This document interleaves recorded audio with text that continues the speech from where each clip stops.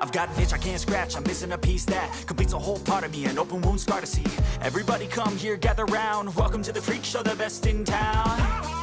What the hell's wrong with me? I don't get along with anybody, honestly.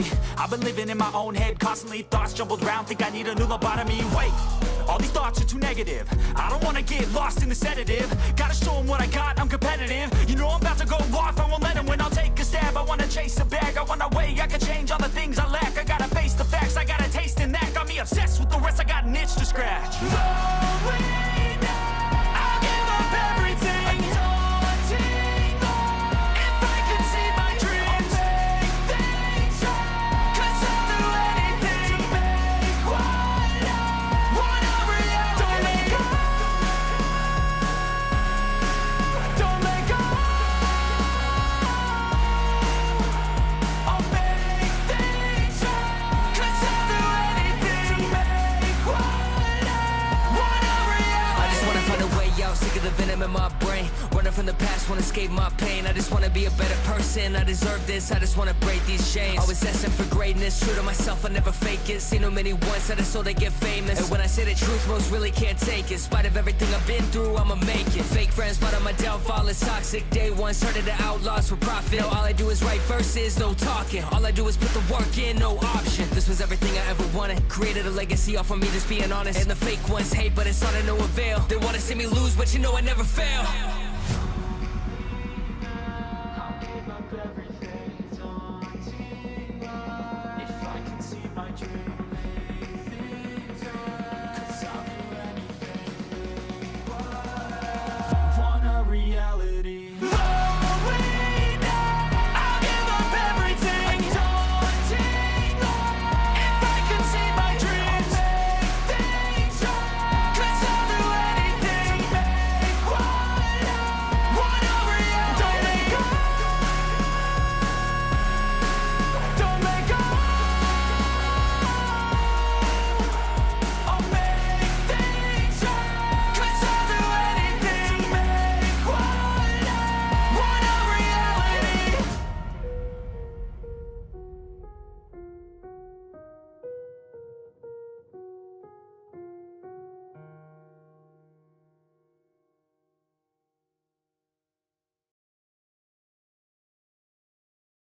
Oh man, did we get some good game announcement yesterday? By the way, I wasn't aware of this. Mouse PI for Hire came out yesterday. I was playing Mouse PI for Hire all day yesterday. I was thoroughly fucking enjoying it. I love that game. That game is awesome. And Pragmata comes out today. I think over the past week, I released a PI Mouse for Hire video and some Pragmata videos. If you go down to any of those videos and even the streams that they were reacted to, there are, if you go to their descriptions, there should be like a shopping thing there. If you click on any of those games, you'll send a kickback to me. So there's PI Mouse for Hire, Pragmata. Yeah, I'm trying to think what else. There's also a Castlevania new game that I did as well last week. So, yep. Go get your copies, man. Go get your copies.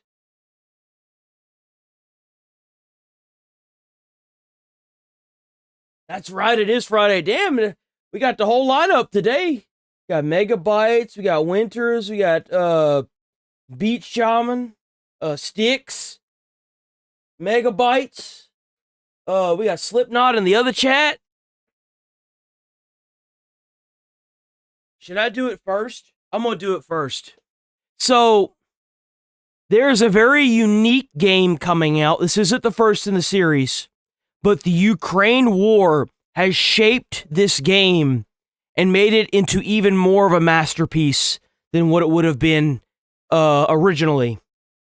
The developers talk about their hardship that they have to deal with every day while they're developing this game, and it's absolutely inspirational. And these guys are patriots. They just don't know it yet. I ask you, do you want to come out of the darkness and become a pure nation? I ask you, Are you ready for great changes under the guidance of a great leader? YouTube, you can demonetize this all you want. I'm leaving the fucking. I'm leaving the sound on. You can kiss my ass. If you are, then wake up and open the door for the Novorite. Wake up, wake up, wake up, wake up.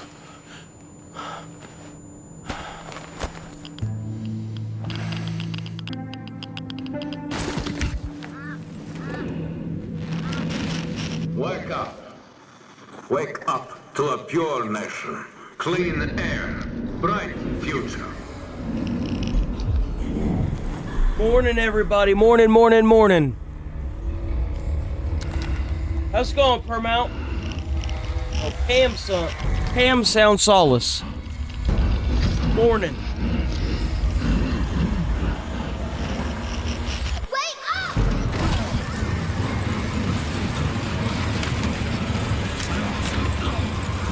Oh, look at the effects of those chains. Hold on, wait a minute. Holy shit. Wake up!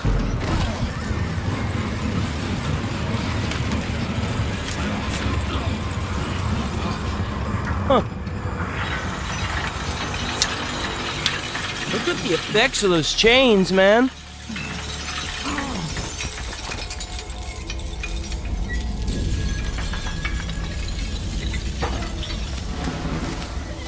The Novorite says comply. The people say aye.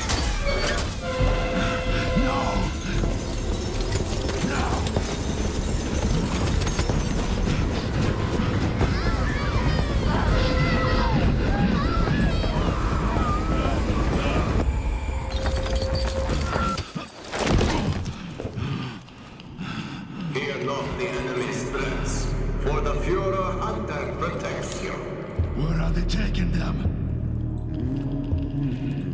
Can you hear me? They do. They hear everything. But you don't let them. Morning, Nigel. No. It's not about me. I won't ask again. I'm gonna say it for all the new people. The development team that made this game are currently in Ukraine, and this is not the first in the series, but they said that the Ukraine war shaped this game into being something more than it was. There should be them talking after the trailer, but this game looks. I'm getting this. I'm absolutely getting this game. It's all about you.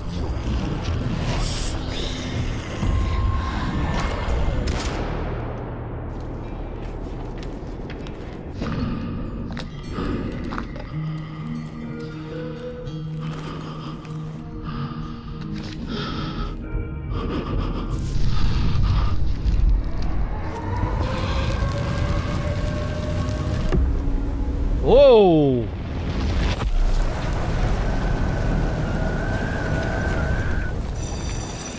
All together now, children. If you wonder what communism looks like, boys.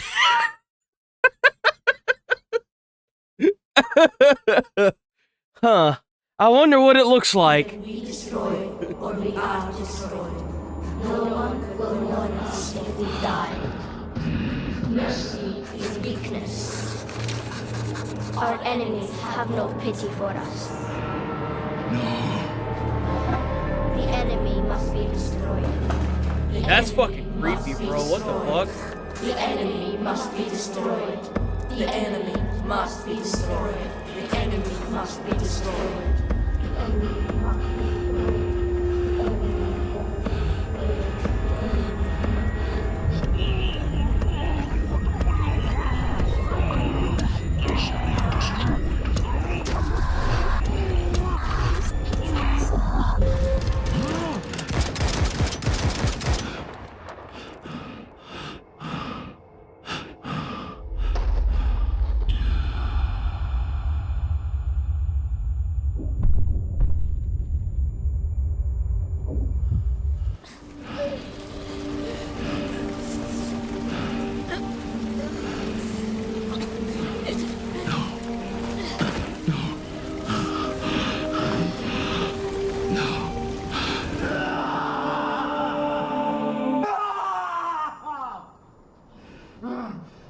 Bro, that shit would piss me off. They fucking with this dude's brain.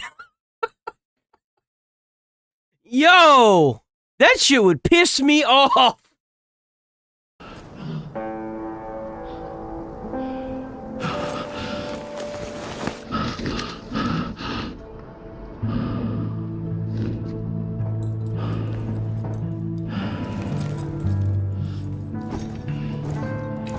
Pure nation, clean air, bright future.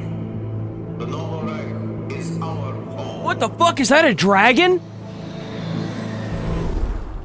What the fuck? Hold on, wait a minute. This looks good. Holy shit, this looks phenomenal. Holy crap.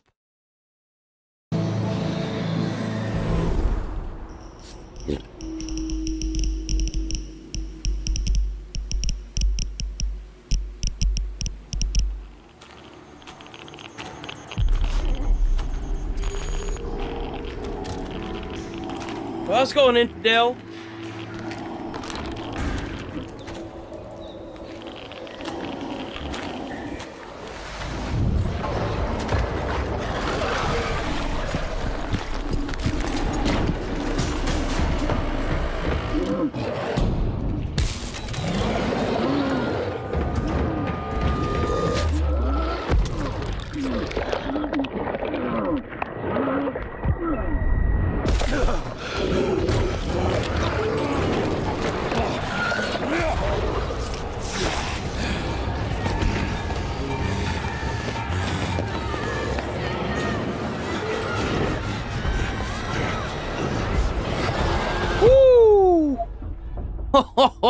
Oh, damn. Okay, so that's not the trailer I thought it was, but holy shit, that was awesome. Hold on. There's more to this than there's more. I just gotta find it.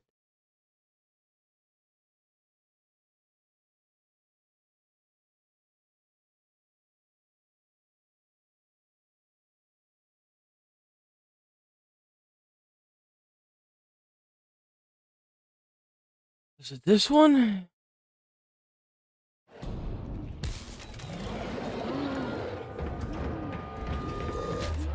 It looks like it's going to be a cold winter. Deep Silver and 4A Games have announced Metro 2039, which will arrive towards the end of the year. This new chapter is set to continue the post-apocalyptic FPS series that explores the society living in the metro tunnels below Moscow. And in today's episode of IGN Rewind Theater, we're...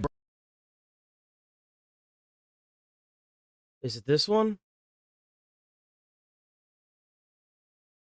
Yeah, here we go. Okay. So, again, these guys were built, they built a brand new engine for this game, and they did it while they were in the Ukraine. So this is the trailer we just watched, right? These are the developers talking about how they built this game from the ground up.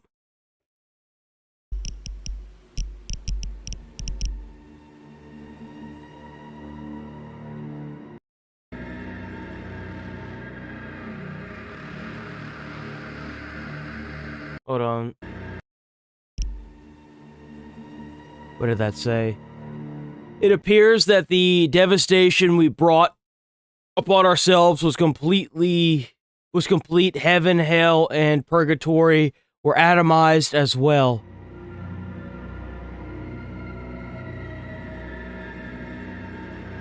So when a soul leaves the body, it has nowhere to go and must remain here in the metro.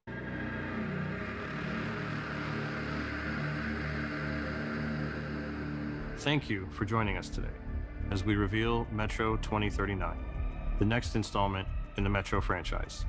We at 4A Games are really proud to show you what we have been working on all these years. I know it's been a while since you last heard from us, but stick with us for a continued first look at Metro 2039. Metro 2039 takes you to the dark heart of the Moscow Metro, where the last survivors of the nuclear apocalypse struggle to exist in the tunnels and subways of the ruined city. Hope is lost. The future looks bleak, if there is one. The underground factions and station communities have all been united Bro, they're all neckbeards. under one banner, the Novo Reich, led by a new Führer, the legendary Spartan, Hunter.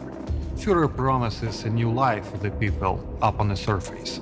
In reality, Oh, how's it going, user? Stay safe out there, man. Drive safe. With propaganda, misinformation. No. This is like a story-based. It's most likely a linear game. It's not like open world or anything. I don't think any of the Metros have been open world. The people suffer It's under very this story-driven. authoritarian regime, and the brutal belief, if it's hostile, you kill it. Our games explore what humans were before the world ended, what they became after, and what are they willing to do to live another day. The meaning has always been about preventing war.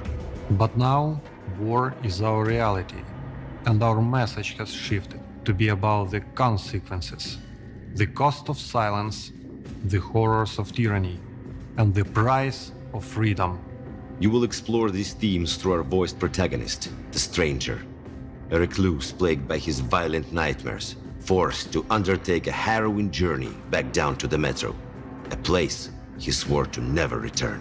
But we must return to tell the story we want to tell.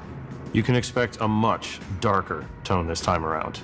A handcrafted, story-driven, single-player campaign where you'll feel the weight of the rotting world pushing down on you, forcing you deeper into your claustrophobic nightmares. We will go where the worst of humanity can be on a full display. The thing is, we are not romanticizing the post-apocalypse or making a theme park out of it. Metro has always been a more tragic view on our actions as humanity. Then, tragedy came to us. Everything we had planned for the next chapter of Metro changed in 2020, and more significantly, in 2022.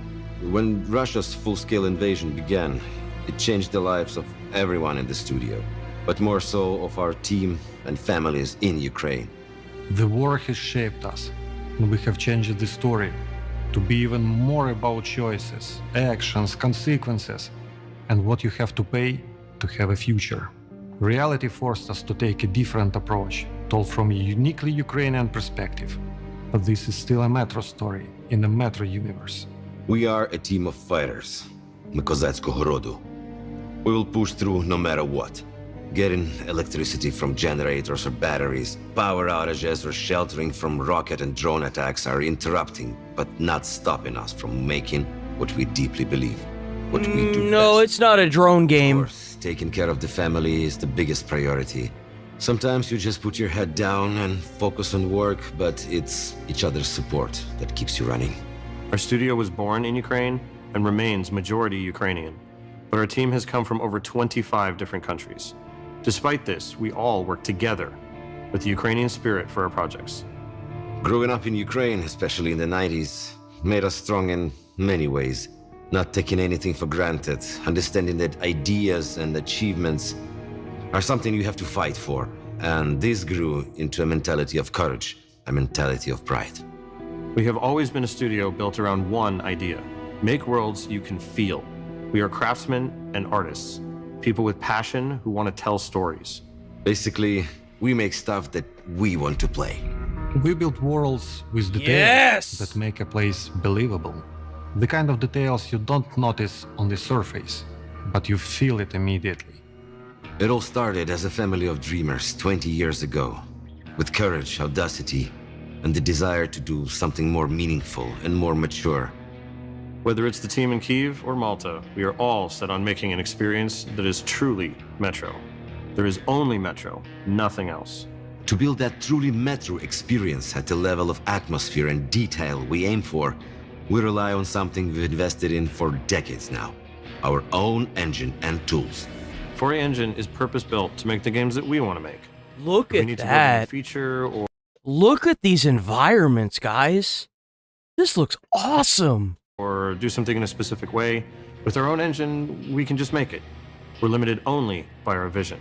We get to take advantage of the strengths of every game in the franchise before it. With Metro Exodus, our engine enabled us to be early pioneers of ray tracing. This time, we have focused on rebuilding our implementation of this technology to bring a more tuned and performant experience that is still nothing short of stunning and hauntingly beautiful. Our tools give us the ability to make a world as dense, realistic, and believable as we can imagine. They allow us to make a metro feel tangible. You can walk into a room and it behaves like a real place. Nothing is prefabricated. Everything is unique and grounded. There has to be a physical, plausible reason for something to exist or be designed in a certain way. That's crazy. So, when you walk into that room, it's clear a person lived there. You can feel what they were doing right before they left or died. We call these moments frozen stories.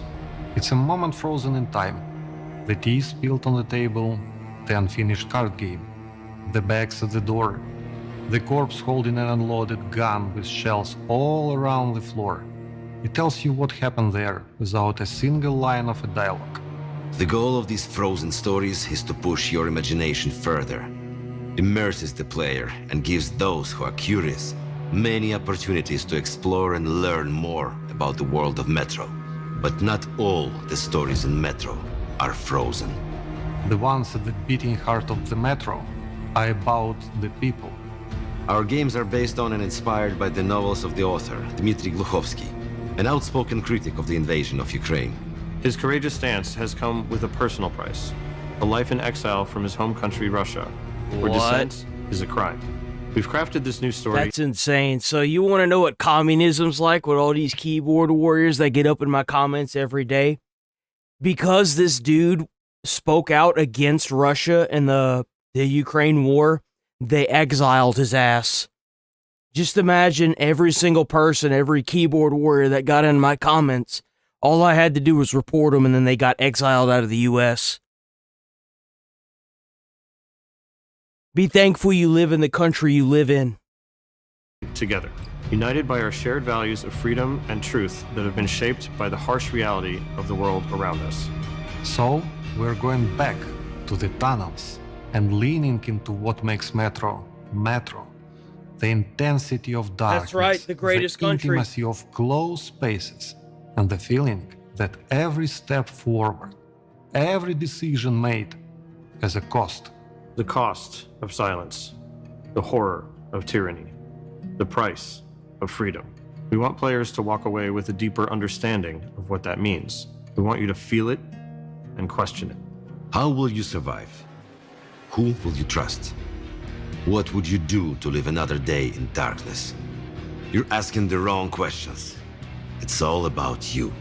This is just a first look for now, and we can't wait to show you more. To our fellow Metro community, our friends, our family, thank you. For the patience, for all the support and love we have seen in your messages, content, and replies.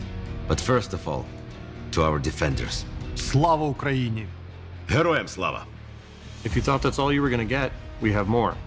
Here's your first in-game look at Metro 2039, captured from a mix of gameplay and cinematics. What? Really? I didn't see this. Holy shit, man. Look at that gameplay. Look at that.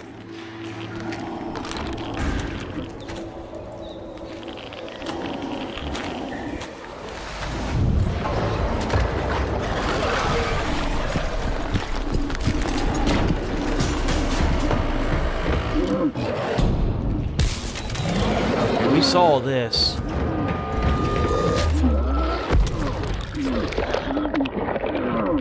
Yeah, we saw this part.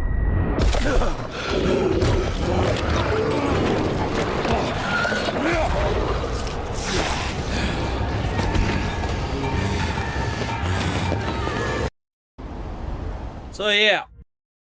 I'm gonna get like 5 copies of this game. Take my money. Holy shit. Like, what a freaking... Like, the trailer for that game was an experience. Just imagine the actual, like, game itself, bro. Just imagine. Holy crap, that was amazing.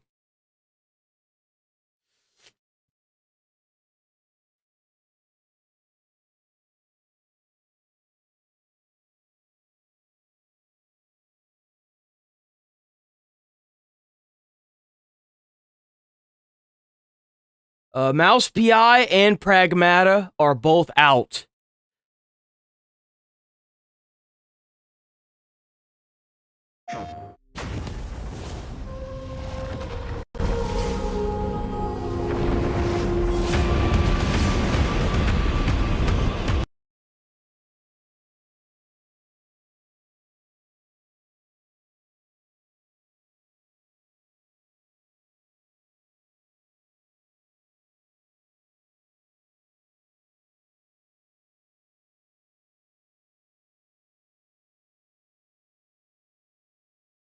Yeah, I muted it because of the audio.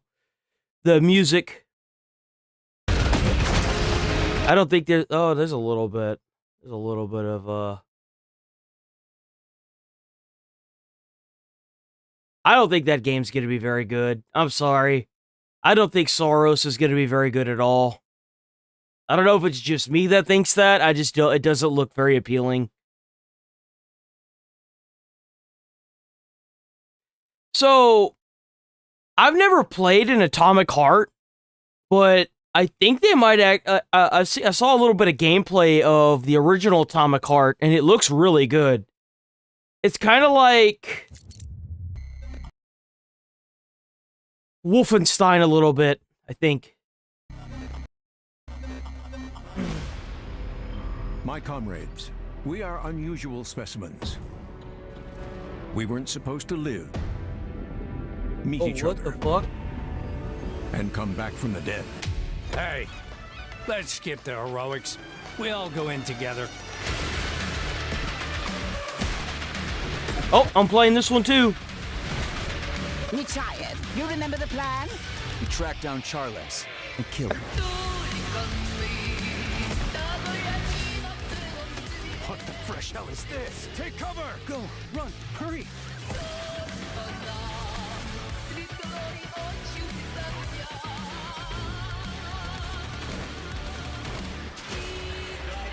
How do I destroy Yo, what the fuck? Hold on, wait a minute. Whoa, what the fuck? She's like that Metal Man in Terminator 2. How do I destroy this damn thing?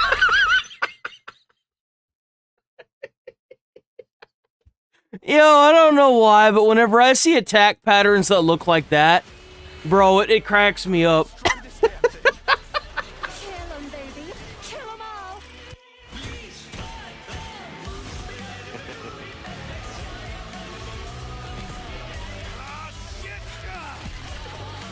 How was your trip, Major? You know, every day that I wake up this year, I think, man, 2026, what a fucking awesome year. What an awesome year it is. Hey guys, for our loved ones. For our loved ones. Whoa. I wait for you.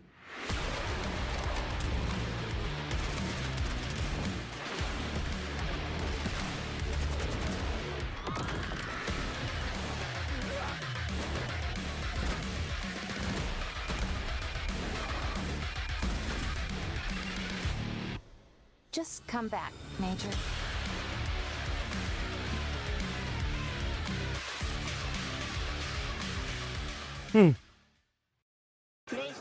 Atomic Heart. I'm gonna have to look at that. That was a DLC? Wait a minute. That was for a DLC? Holy shit!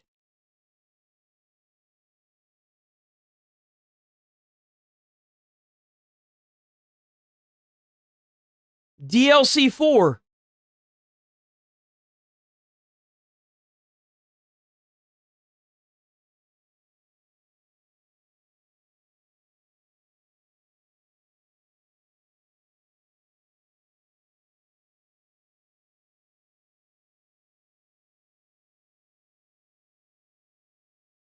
Hell Let Loose Vietnam. What is this? Product not yet rated. Hold on. Bro, what did I wake up to?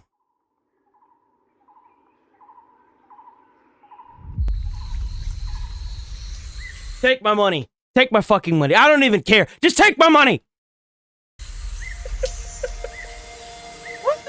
man. He's got a double-barreled shotgun.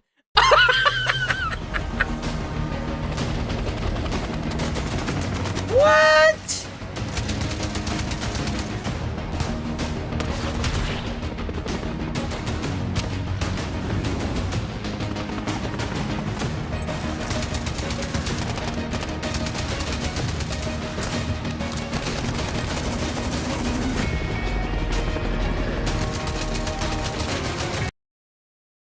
Bro, when are we gonna stop winning?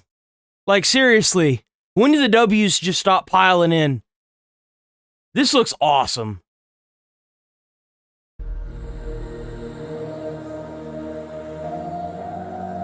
Holy shit.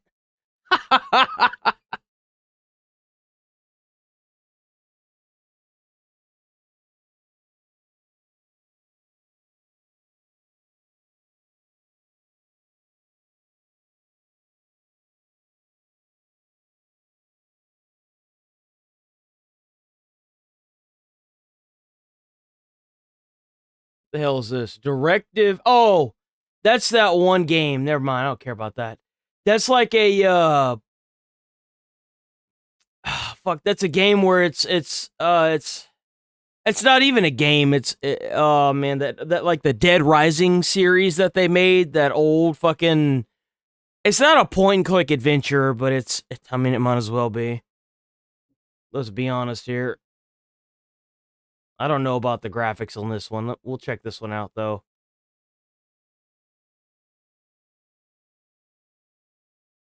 Leaves fall, they said. In August of last year.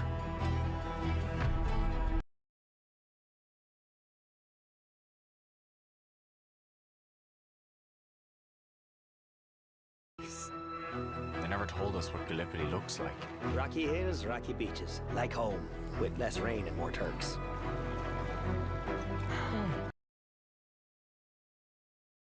You know, this game doesn't look that bad. I'd probably play this. Honestly. It's got a story to tell.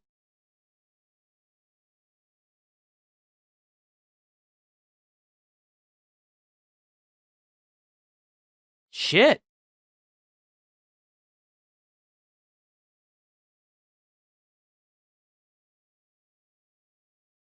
Okay.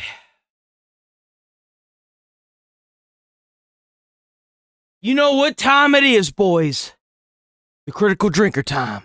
Wood are somehow able to hammer together viable, crowd-pleasing movies that retain the spirit and characters of platformer games like Mario and Sonic, or fighting tournaments like... I actually really enjoyed the Sonic movies.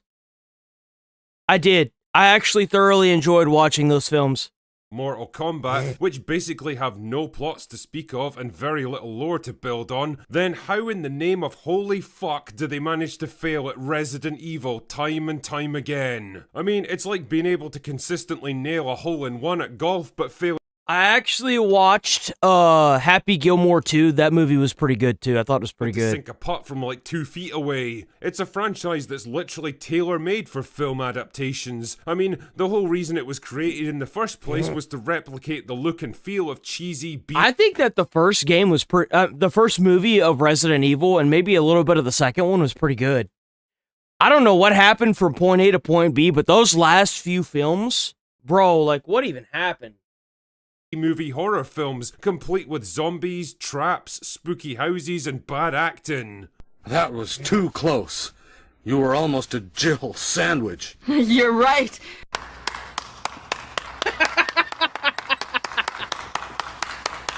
I mean, you're telling me you can't make a movie out of that? Why? It's not like Resident Evil is some devious enigma that requires 5-dimensional quantum mega chess to unravel. It's a simple formula, but holy fuck, do they make it hard on Who would make a good Leon Kennedy if they made like a Resident Evil 4 movie? Who'd make a good Leon Kennedy? What actor you think? If anything, the harder they've tried, the worse it's gotten over the years. And by golly, have they tried. First up were the Mila Jovovich movies from the early 2000s. I mean, I can at least say they bore some kind of vague resemblance to the games. At first. Yeah, they were cheesy and ham-fisted and trying so hard to be cool in that cringy post-Matrix world of 20 years ago that I'm you can't the help World but smile Trade when you look Center? at them now. That's They're like charming crazy. little artifacts from a different age. Their fundamental flaw, though, was that they tried to bend the events and mythos of the Resident Evil universe around a brand new protagonist with all the charm and personality of Sabrina Carpenter. Seriously, why is that AstroTurf bimbo suddenly fucking everywhere? Played by an actress with all the emotional range of Gal Gadot on horse tranquilizers. There was nothing to root for with Alice because her plot armor was so impenetrable it made Ray look positively vulnerable in comparison. The series was also a case study on the principle of, really? They want us to make another one? By the time you got to the third film, the series had abandoned any pretense of following the games and went completely off in its own batshit crazy direction, each new movie undoing and retconning the events of the previous film because it was obvious the writers had absolutely no plan for where they wanted to go next. They were just winging it, really, making each new movie as if they thought it was going to be their last, only to find out... It's so weird that they chose this actress. I don't think this actress is attractive at all. I just don't. I'm sorry. Not even remotely. We need to make another one. But somehow, against all the odds and logic and common sense, they kept making money, and so they kept It's the churning way them she out. talks. The way she talks during the filming of the movie is just so weird. There's like no, it's all like just a bunch of cheesy one-liners in this like slop. It's like they just put the slop pan down for all the piggies to come and eat too. And it's like, bro, this is so cringy and bad. Until the series finally died It for doesn't age well at all either. 2017. But worse was to come, dear viewer. Oh yes. Then came Welcome to Raccoon City in 2021, a movie that valiantly tried to fuse together the events of the first two games I didn't even see this shit. into one disjointed, I didn't even know this barely came out. coherent narrative. I mean, in its defense, it at least tried to stay faithful to the video games, bringing in somewhat... I agree. I think the Fifth Element was a damn good role for her to play in, but I think that's just about it.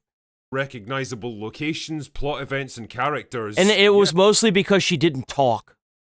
Yeah, most of them looked, talked, and acted like completely different people. Yeah, the dialogue and the acting were so wooden you could build chunky, rustic coffee tables out of it. And yeah, it was very obvious the movie was reaching way beyond what it could do with its tiny budget of 25 million, but it was something at least. Then came the Netflix show.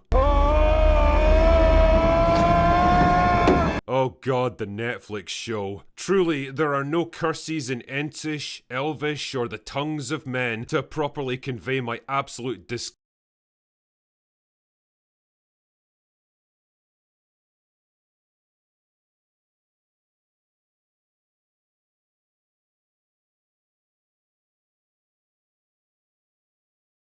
You just couldn't leave it alone, could you?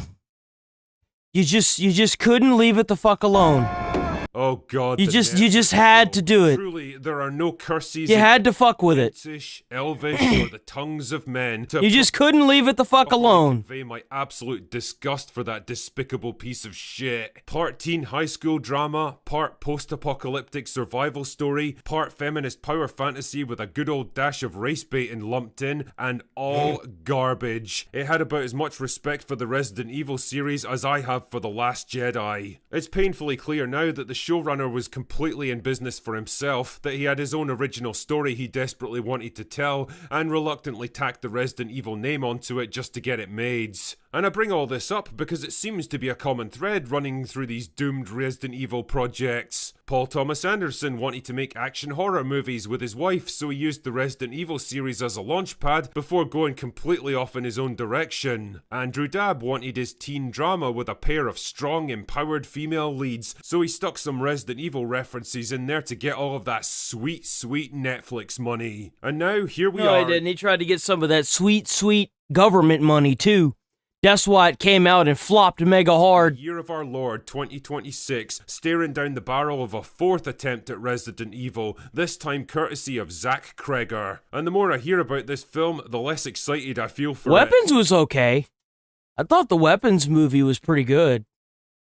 Not because I think Kreger's a bad director, far from it. I like the guy and I think he did a good job with weapons. Yeah, it was really good. I think he'll make a terrible film. In fact, I'm guessing it'll probably be a decent, competently made horror movie. The problem is, I think it's going to be a shit Resident Evil film. Why? Because just like Paul Anderson and Andrew Dabb before him, Zach Kreger is entirely out to tell his own story with this one. And don't just take my word for it, listen to what the man himself had to say. I'm not going to tell Leon's story because Leon's story is told by the games. Fans already have that. This is a story that I would have wanted to write whether I got the IP or not. Now, pay attention to that last point, 007, because it's pretty important. This isn't an adaptation of the games, the characters, or the... You know who would have been a really good Leon Kennedy? Young Brad Pitt. I could see it. He's got the skull curvature, especially in Mr. and Mrs. Smith. Whenever he's got his shaved head, is it Brad Pitt? Is that who I'm thinking of? Yeah, I think it is Brad Pitt.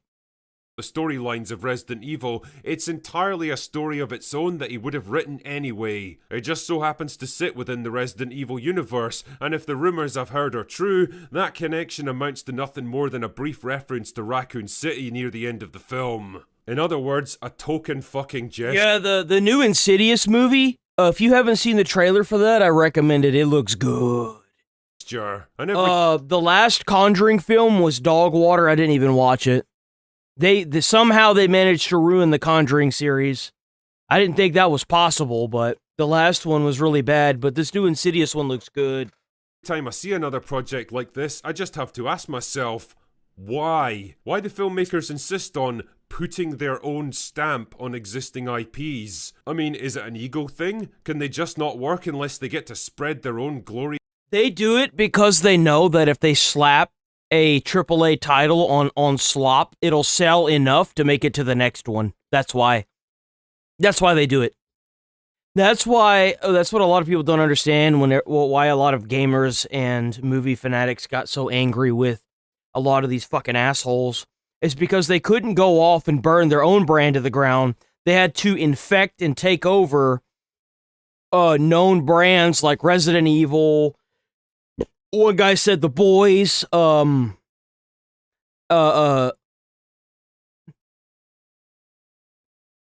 can't think of any other ones because I've tried to purge them from my brain, dude. I don't like thinking about them. Ubisoft, like a bunch of shit, bunch of fucking gaming companies. Instead of going off and burning your own studio to the ground, why do you take over these companies and burn them to the ground? It makes no sense.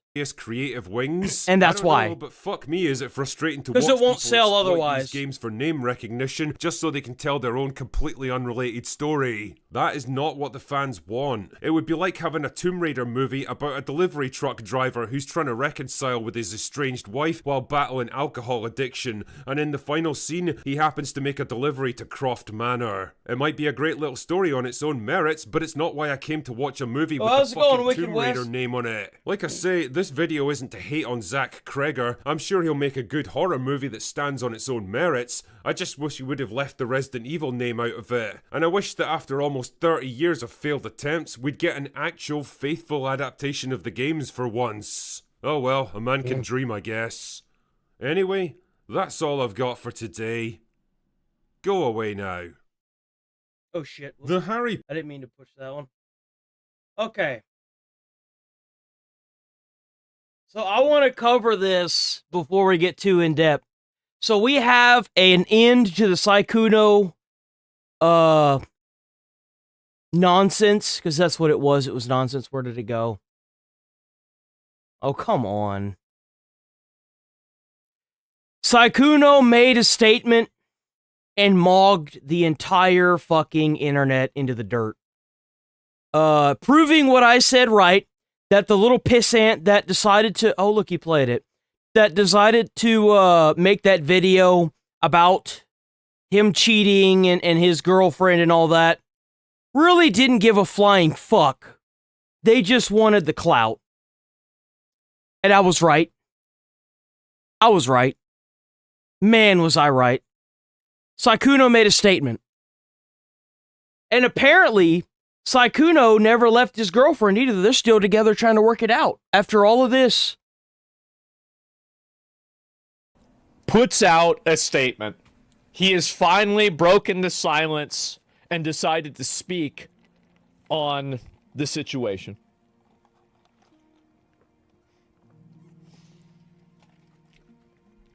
I would like to apologize to everyone I have disappointed. Most of all to my girlfriend. I am so sorry I put you through so much. I never want to make these mistakes The only victim, by the way. The only victim in this entire thing was his girlfriend. And hurt you and the people I care about. I was unfaithful, and I own and fully admit to that. I lied to people and told them I was single, which I know is not right. I'm sorry to all the people I've hurt by doing this. The following is not an attempt to minimize what I have done. However, I've seen false allegations about me that are not true. I cannot allow false allegations and such extreme labels to be placed on me. I do understand that the people making these claims did it from a place of hurt, so please do not send any more hate to anyone. I just want the situation to get better, and I wish them the best. My girlfriend and I didn't respond quickly because we were already working out. Oh, excuse me. We were already working on our relationship and communication before any of this happened. This has been, I guess I've been working on it for like 5 years, right? And having so much private information exposed to the public has made it incredibly difficult for us to heal together. I will be taking a break from streaming and the internet to better myself and give us the time that we need to try to improve our relationship. Thank you for reading. Now I will continue to learn and grow from this experience. And this is the crazy part about it, okay? Because I already read this. My girlfriend wanted to share her experience. Below is a message written by her. Here we go. This right here, bro, like this guy. By the way, this made the entire internet turn on that basement baby who was just jealous that made the video originally. The entire internet is now attacking the guy that made the original video. And the hoes that decided to come forward and ruin this guy for themselves. It didn't work, by the way. It never worked. He's still with his girlfriend. They are taking a break from the internet because, I mean, let's be honest here, the guy doesn't need the fucking internet. He's already made millions. He doesn't need to continue streaming. He literally doesn't need the internet. He never did past a certain point. This guy, man. And so anyway, yeah, hi there. I want to start by saying thank you to all who've been checking on me and wishing me well during this difficult time. It's been extremely heartbreaking to learn everything that I know now, and going through this has been one of the hardest things I've ever been put through in my life. I've been tossed around from all sides. Me and my reality have been continuously shattered. Though no matter how much I'm broken, I never wanted this to be public. It deeply hurts me that I wasn't given a choice. Thanks for the gifted. Gifted by Darling Winters. Kyle Johnson. I should probably in that, or even just warned that this would be happening at all. I didn't want this. So what she's saying is that the entire expose for her boyfriend, the fact that she was getting cheated on, and all of this going public, she didn't even know it was going to happen. They were probably already talking about it. And it sucks because you had this pissant at the ass end of the internet sit there and try to act like these women that got part of the clapping, acting like they were some kind of victim or some shit. Bro, you got clapped. You got played. You got played by a player, and now you're butthurt because you can't have him with all this money. Well, and then all these women stepped forward because they all wanted relationships with him, and they realized they couldn't have him, that he was a player. That's what it boils down to. They got clapped and they're mad they can't have him. And even after everything, they still can't have him. Oh my God. Wow. Why should we believe that's really his girlfriend's message and not another lie? I mean, honestly, I don't have an answer for you for that. I mean, because the guy is a liar, and how can you trust a liar? But I wouldn't expect that, right? I mean, maybe, but who? I don't think she wants to be known publicly. I think that's the issue with it. Is she doesn't want to be known publicly. Knows? She's definitely going to take him back. Well, she never left him. That's the thing. During this entire situation, she never left. They never broke up. I was wrong about that, and I apologize. I was wrong. They never broke up, and I took a leap of faith with that one, thinking that these clowns were right, and they weren't. Even after the fact, I wish they would have at least checked on me or asked how I felt about everything, but I haven't heard anything from those people involved since all of this came out. So the friends, the original girl that was sitting there shoveling slop in her fucking mouth, never, even though she was like, yeah, my friends, you know, how dare you do this to my friend, not once confided in her or asked her how she felt about it.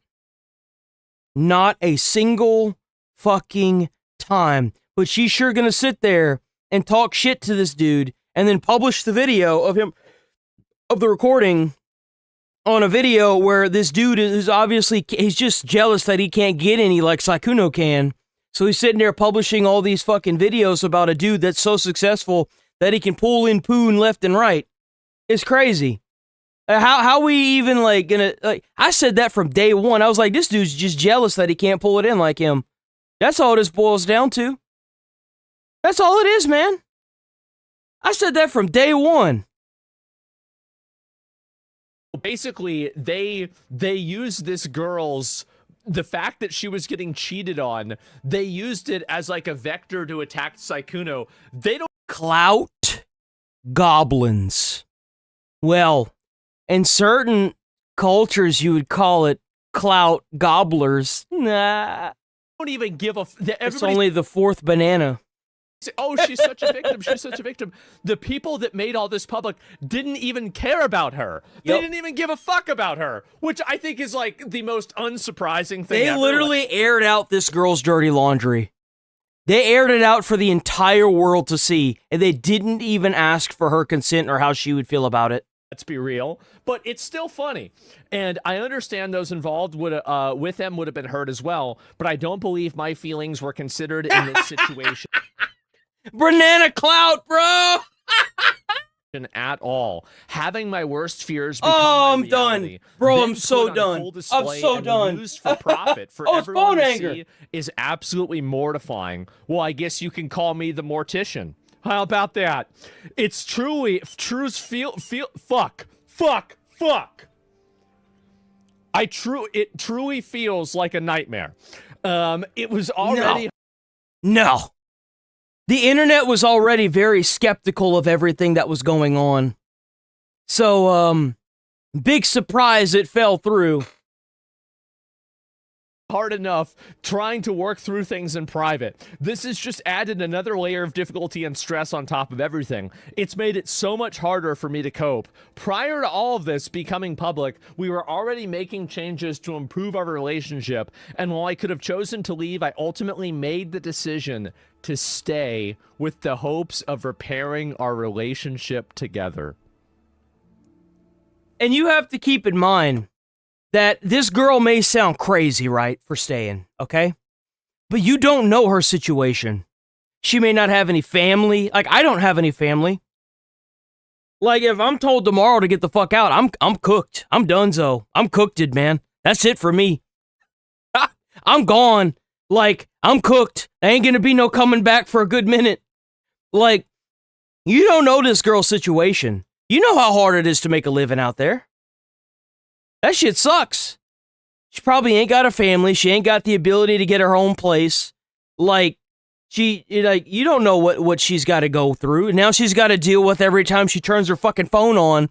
She's got to worry about all these clout gobblers, these banana gobblers, fucking, banana clouters, trying to fucking harass her boyfriend or whatever constantly while she's trying to move on past it and live her fucking life. You don't think she, like I said, you don't think that she didn't know what was happening? She probably did. There's no way you don't live with somebody and you don't even have an inkling of what there's no fucking way. I'm sorry. There's no way you can convince me that she didn't turn a blind eye to some of those times.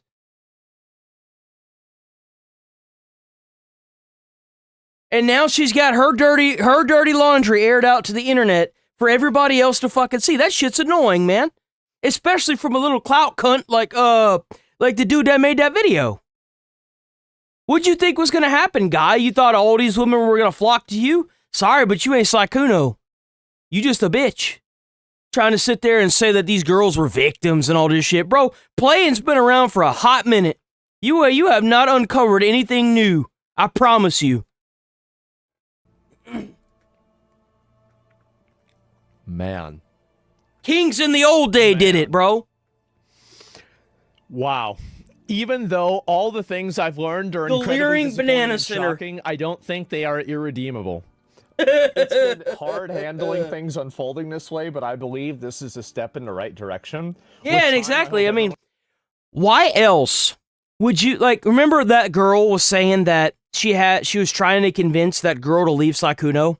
Why the fuck else would they be trying to convince her to leave Sly Kuno? It's because they want him. They want him. Why do you think? She probably knew that too. He definitely knew that. And anybody that watched that video of them talking before he got off and kind of left the internet for a little bit before he made the statement knew exactly what was going on. That's why she immediately was like, oh, well, I it's okay. I believe in forgiveness, but I'll never forgive what you did to my friend. You can keep talking to me, though. She want that green, bro. Never gave a fuck about her friend. Never once gave a shit about her friend. Not once, her friend. Can focus on healing and becoming better versions of themselves. Dude. Exactly. Dude, is he actually that guy? He is that guy. Sly Kuno is that guy. He is that guy. He started and ended the clapping, and he still got the girl in the end. He is that fucking guy, and he mogged the internet. He fucking decimated everything by making one statement. He is that guy. He's him, bro. Dude, is he actually this sly, dirty dog? Bro, you hook up and you run game on every fucking girl in the entire community. Your girlfriend comes out and fucking demonizes the people who made it public and says she's gonna stay with you? Matt, dude, he is the guy. God damn, man. 10-inch damn at least. Look at this, man. No way. She just seems broken. I don't know what's going on, okay? I have no idea what's happening in their interpersonal relationship. I have no And you know clue what? It was never the internet's fucking business to begin with. It wasn't the internet's fucking business to begin with. When you got a fucking dumbass making a video on your personal life, bro, you getting everything you deserve now. You had no reason to make that video and act like these women were like art or graped or anything like. Bro, you a piece of shit. You are a piece of shit, and you are the internet completely fucking like, bro. They are destroying that guy on his video now. However, yeah, and saying sorry on the internet's worst thing he's done so far? I guess so. Bro is actually being a Giga Chad. Yeah, he's not. This bitch is just dumb as fuck. Well, here's the reality, okay? It's her choice. It's her choice. I've had so many people in my comments tell me what I should and need to do with my life. It's my life. Why don't you go get your own fucking life and live it instead of living in the slum and telling other people what they should do with their lives? What I do with my life is my fucking business. If I want to sit my fat ass in this chair and pass gas and fucking react to Asmongold, I'm going to do it. If I want to wake up tomorrow and decide I want to play video game all fucking day on my stream, I'm going to do it. That's my life. Not yours to decide from. You can call this woman whatever you want, but at the end of the day, it's her life. Her life is probably 10 times easier staying with this dude than not. So of course she's going to find it a little hard to give that up. Stop getting on the internet and telling people what they should do with their fucking lives. Is that this girl has probably been with him for 5 years, and he's not going to break up with her. And also, he probably finances and subsidizes her lifestyle. He's rich, and she'll always be rich. She'll never have to worry about money in her life. Second. And so every girl that says like, girl, just leave him. Just leave. You deserve so much better. A period. True. Let me tell you something. Anytime you got a girl or that's a friend of yours telling you to do that, it's because they want your man. Anytime you got a friend that's a girl and they're telling you, just leave, it's because they want your man. You need to push that bitch to the side. Anytime you got a friend that's in your life doing that kind of shit, they want your man. You just too goddamn stupid to see it. You too fucking stupid and ignorant in the head that you think that this friend that you've known since high school ain't trying to take your man. You dumb. They're probably already doing stuff together. You just don't know it yet. Yes! All of them that say that never have to live with the fact that this girl might not have a job. She gotta run to Walmart and get some bananas. She might not be a streamer. She might not be anything. So it's so easy to say that. It's so easy to write a check that you don't have to cash. It's so easy to tell somebody to do something that you never have to experience the consequences for. So that's the difference. That's the difference. And it's a big difference. Very, very, very big difference. And so I have gotten everything in my life by being a player. I have. And you could believe that. You can think that it's a lie. I don't really fucking care. My fiance, at this current stance, pays for most of everything. The person before that had a house and taught me how to drive and helped me get a car, like a brand new car. I got everything in my life by being a player. So anybody hating the game, I got all this from it.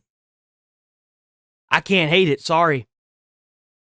But a player got to know when to quit playing. You got to know when to quit fucking playing, bruh.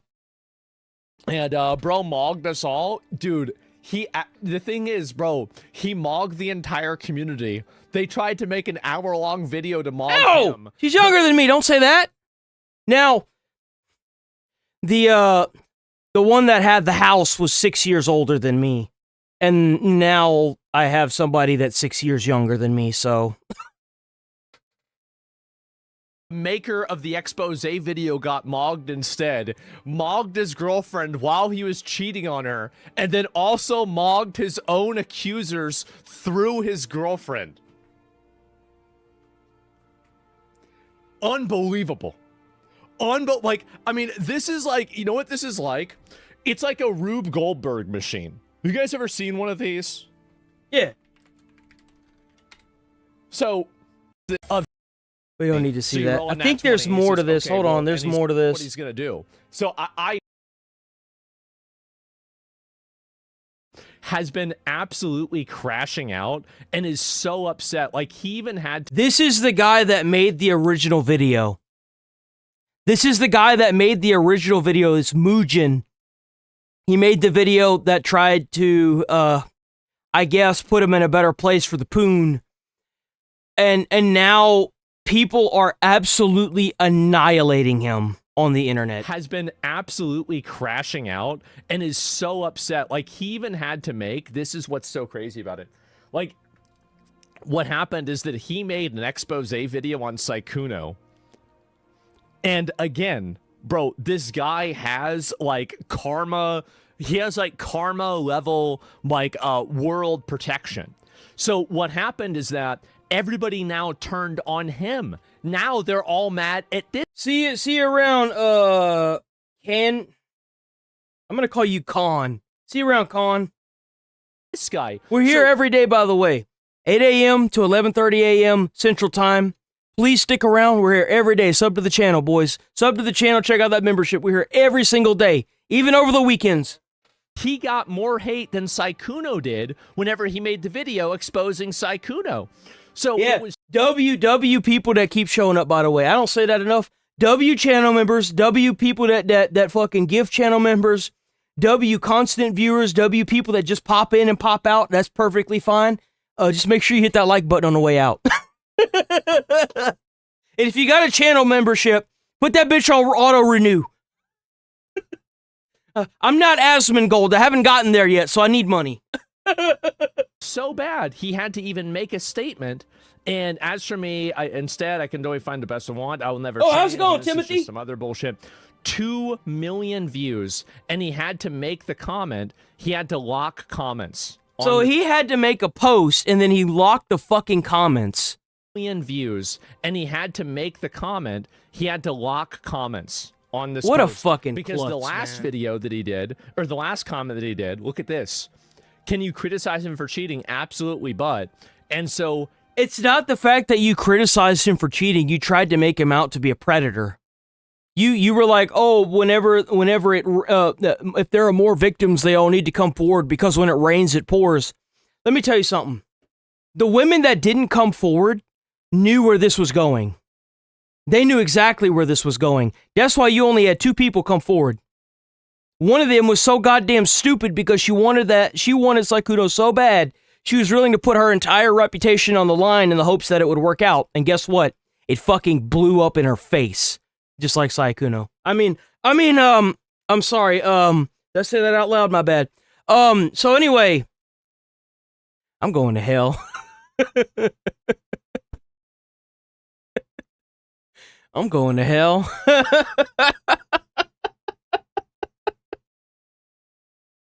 Oh my God. What was I even saying? Oh, they wanted the clout because they thought that this was going to be bigger than what it was, and then it wasn't. So now that the people that came forward decided to, air out their dirty laundry, now they're getting aired out as hoes. You know what I'm saying? So, like, and you know what's even funnier is that prior to the expose of Sykkuno, one of the girls that he also cheated with, launched an OnlyFans. At least one of them embraced it. And 2 of them just couldn't get over the fact that they got played. Damn. I bet they're getting over it now that the channel's getting fucking mogged to death. It only got 3,400 likes, okay? And then again, he got mogged by Powder. Damn, you're like really mad. Also, stop fetishizing me in a mixed race relationship. What? What? You fuck what? So he got double mogged. Oh my God. And so anyway, here's another one. What happened to you being unbiased? What happened to sharing the truth with factual evidence of that truth? So now his own community is turning on him because he exposed Sykkuno. Take a step back. What she said wasn't unreasonable. So yeah, that's what happens whenever you try to do something for somebody who's... The only victim in this is Sykkuno's girlfriend. That's the only victim in this entire thing. I had some people that were like, oh, but they're victims because they were lied to and da-da-da-da. No, they still open their legs. Women, y'all got the power. Let me give you an idea of how this works. Women have the power of sex. Men have the power of a relationship. That's why you got to lock down whenever you got a man that you want. You don't just give it to him. Got to lock that shit down, girl. Got to lock that shit down. His fucking mind over this, which I think is very, very fucking funny. It's hilarious to me. This is proof he's the Antichrist. Some people could come to that conclusion. I think that's logical. Yeah, sure. Does this make him the Nick Shirley exposing cheaters? No, because Nick Shirley actually exposed real cheaters. And it seems like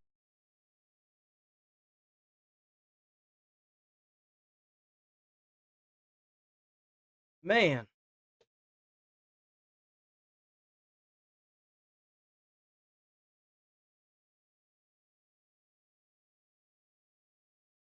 What is your deal, bro? What's your deal?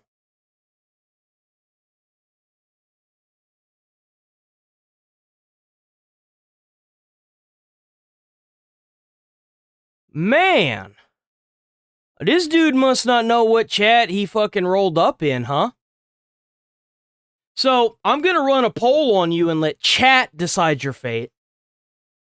Because I think whoever said, run a poll was right. And I'm gonna explain to you why you're so damn stupid. So, I was a firefighter. God in a Fish is a United States veteran. There's a lot of veterans in this community. And I'll have you know that whenever you go into someone's comments and you're the only one acting tough, you look like a buffoon. You're not tough, guy. You're probably some 6-year-old that sits behind their keyboard and does nothing all day. You know what tough is?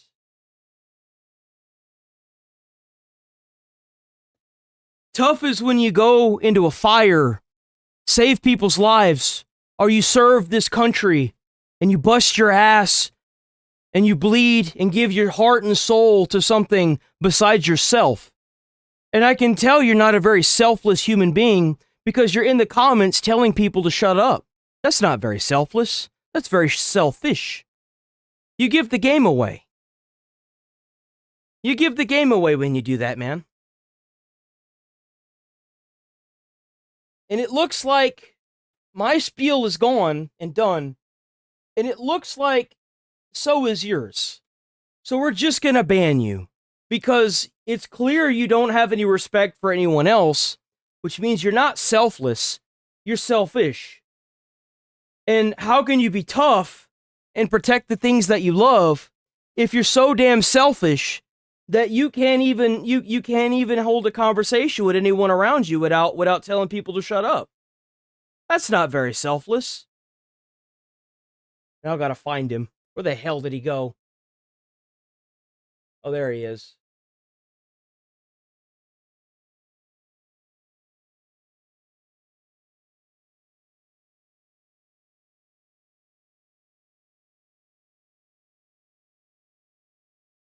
Like, this guy is kind of a cheater. He is, but the girlfriend's okay with it, right? And so obviously what comes along with this, Sykkuno raw dogging these sexy ass ABGs, and I can't get a text back. ABG, of course, standing for Asian baby girl. And so brother, same. Brother, so true. Oh, yep, exactly. There you go. So anyway, live by the drama, die by the drama. And this is what's so insane. It all started making sense when I learned Sykkuno is Vietnamese. Now, I don't know a lot about, like, Asian race. The argument based off of that because streamers are morons. I'm saying that's like a, you know, I don't know, like a fast turtle. You know, like it's just contradictory, right? Like that's absolutely what it is. It was a bunch of pick-me's that were trying to get Sykkuno that wanted him out of the relationship so they could move in on him. That's absolutely what it was. 100%. And it all backfired on him. It backfired on him. Should have been a private matter, but they wanted the internet clout, and they got it. And they get all the hate that comes with it now that it backfired, too. What a beautiful end to Sykkuno. Oh, man! Fuck! Yeah. The thing is that Sykkuno was very good at talking to these girls. He absolutely was. But here's another component that you can't write off, okay? Get ready for it, guys. He was a rich, successful, popular person that was well-liked. Yep. So, basically... Yep. That's exactly what it was. Freaks today, and I want to start. Okay. So, apparently... Actually, you know what? I'll just let it play and speak for itself. I'm sure Charlie's got me on this. Start with the wackiest one. RFK Jr. and a dead raccoon's penis. That is... Yep. And also, this is the same person, RFK Jr., also brought a bear corpse to Central Park and left it there. Is a match made in heaven right there. That is peanut butter and jelly.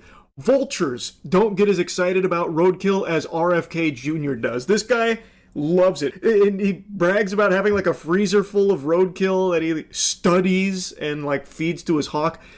I had no idea this guy was a cock scientist. I didn't know that. But in his new book, he just openly talks about the time that he pulled over with his family in the car, mind you, his kids in the car, pulled over in order to cut the penis off of a dead raccoon so he could bring it back and analyze it. As if he...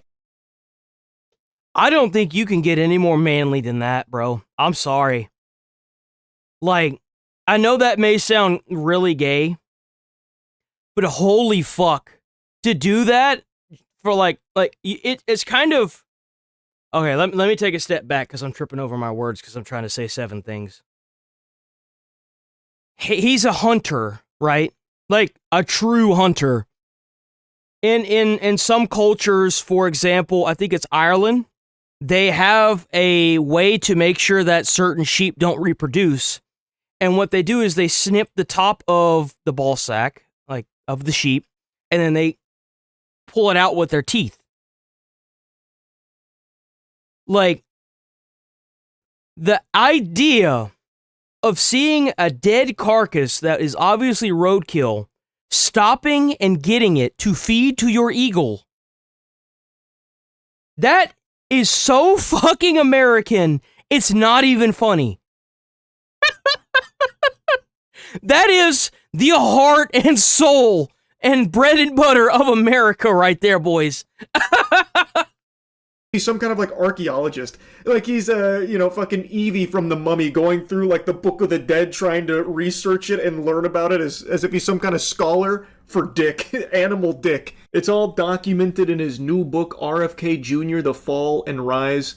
I don't know when the rise is happening. It hasn't happened yet. He's still in that fall. This dude looks like he's housing every single plague that the world has ever seen in his body right now. Every image and video I see of him, he looks like he's deteriorating further and further and just devolving into a fucking ghoul from Fallout. This is the experience here that he pinned.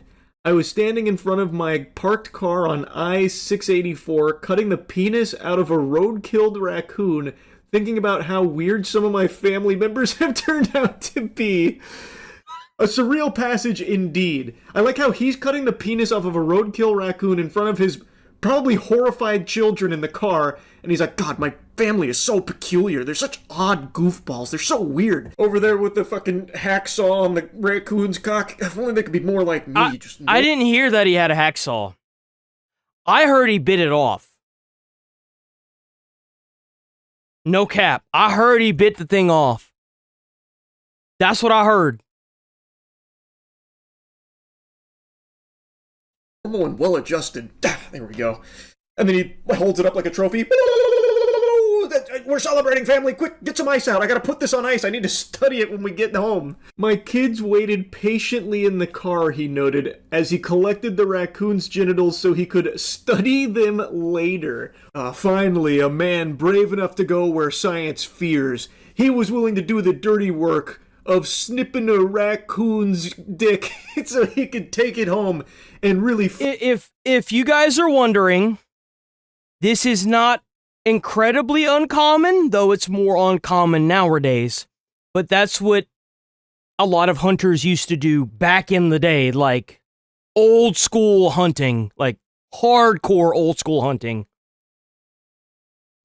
Like going and being dropped out in the middle of nowhere and surviving. That's what its fundamentals are based on. Find out what makes it tick. Like, I'm curious, what is there to study with a raccoon penis? Like, what is there to do with that? What was he doing, just over there, like, playing with it? Stretching it like a penny whistle? Write it down. Interesting. These are the notes that will, no doubt, propel our species into the next scientific age, the final frontier of science. Raccoon genitals. Excellent, yes. I just have to wonder what he was doing with it. Like, Was he trying to like fashion some kind of necklace out of it, like Ringar out of League of Legends, but instead of bone tooth, it's just raccoon penis? Or like, was he trying to make a stool out of it? Maybe he was like, it'll all the way. Butter, this obsession with leaps in action. Yes, yanks the wiener off of it. According to his daughter, this obsession with dead animals also put a damper on vacations. Apparently, there was an incident where a whale carcass washed ashore, and so RFK made a beeline for the beach and decapitated it with a chainsaw and strapped.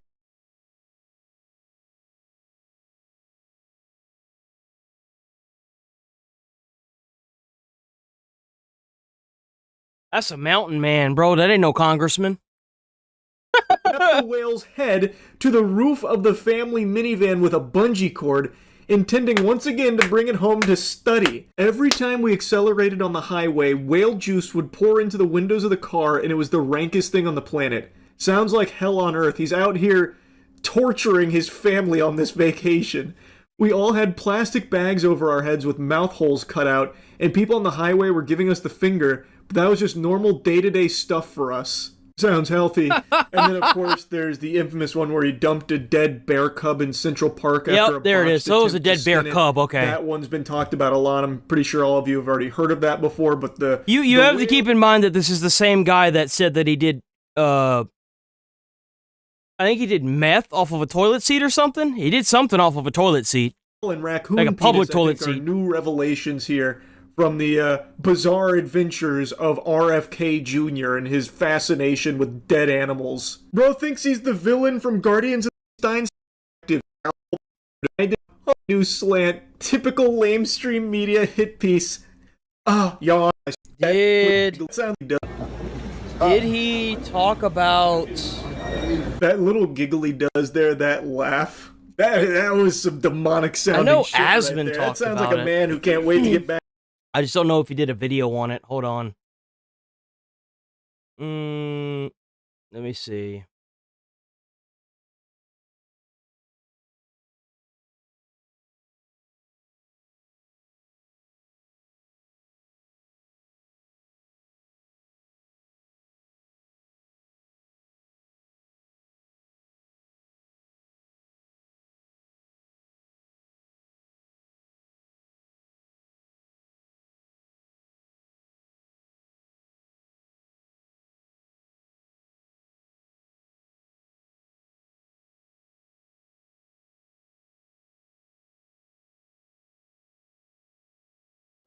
Why the hell is she bent like this?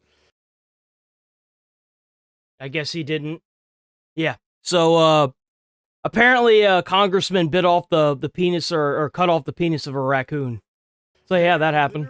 But now we're going to move on from that. Porn addict men that will not think of women as people and will push unrealistic, harmful stereotypes onto them. No Venom shaking ass is not the same, and that doesn't make this game any better, by the way. Shut the man that will not think of women as people and will push unrealistic, harmful stereotypes onto them. What are you on about? Fuck up, you fat femcel annoying bitch. You are so annoying. I don't want to hear about this anymore. I don't want to hear about how you're being objectified when OnlyFans is probably the most popular fucking new career path for young girls. This is insane. Shut the fuck up. I don't want to hear it. And again, you're going to attack how the fuck are you going to attack what's in video games, but you're not going to talk about the mass amounts of porn all over the internet? Like, what the fuck? Hello?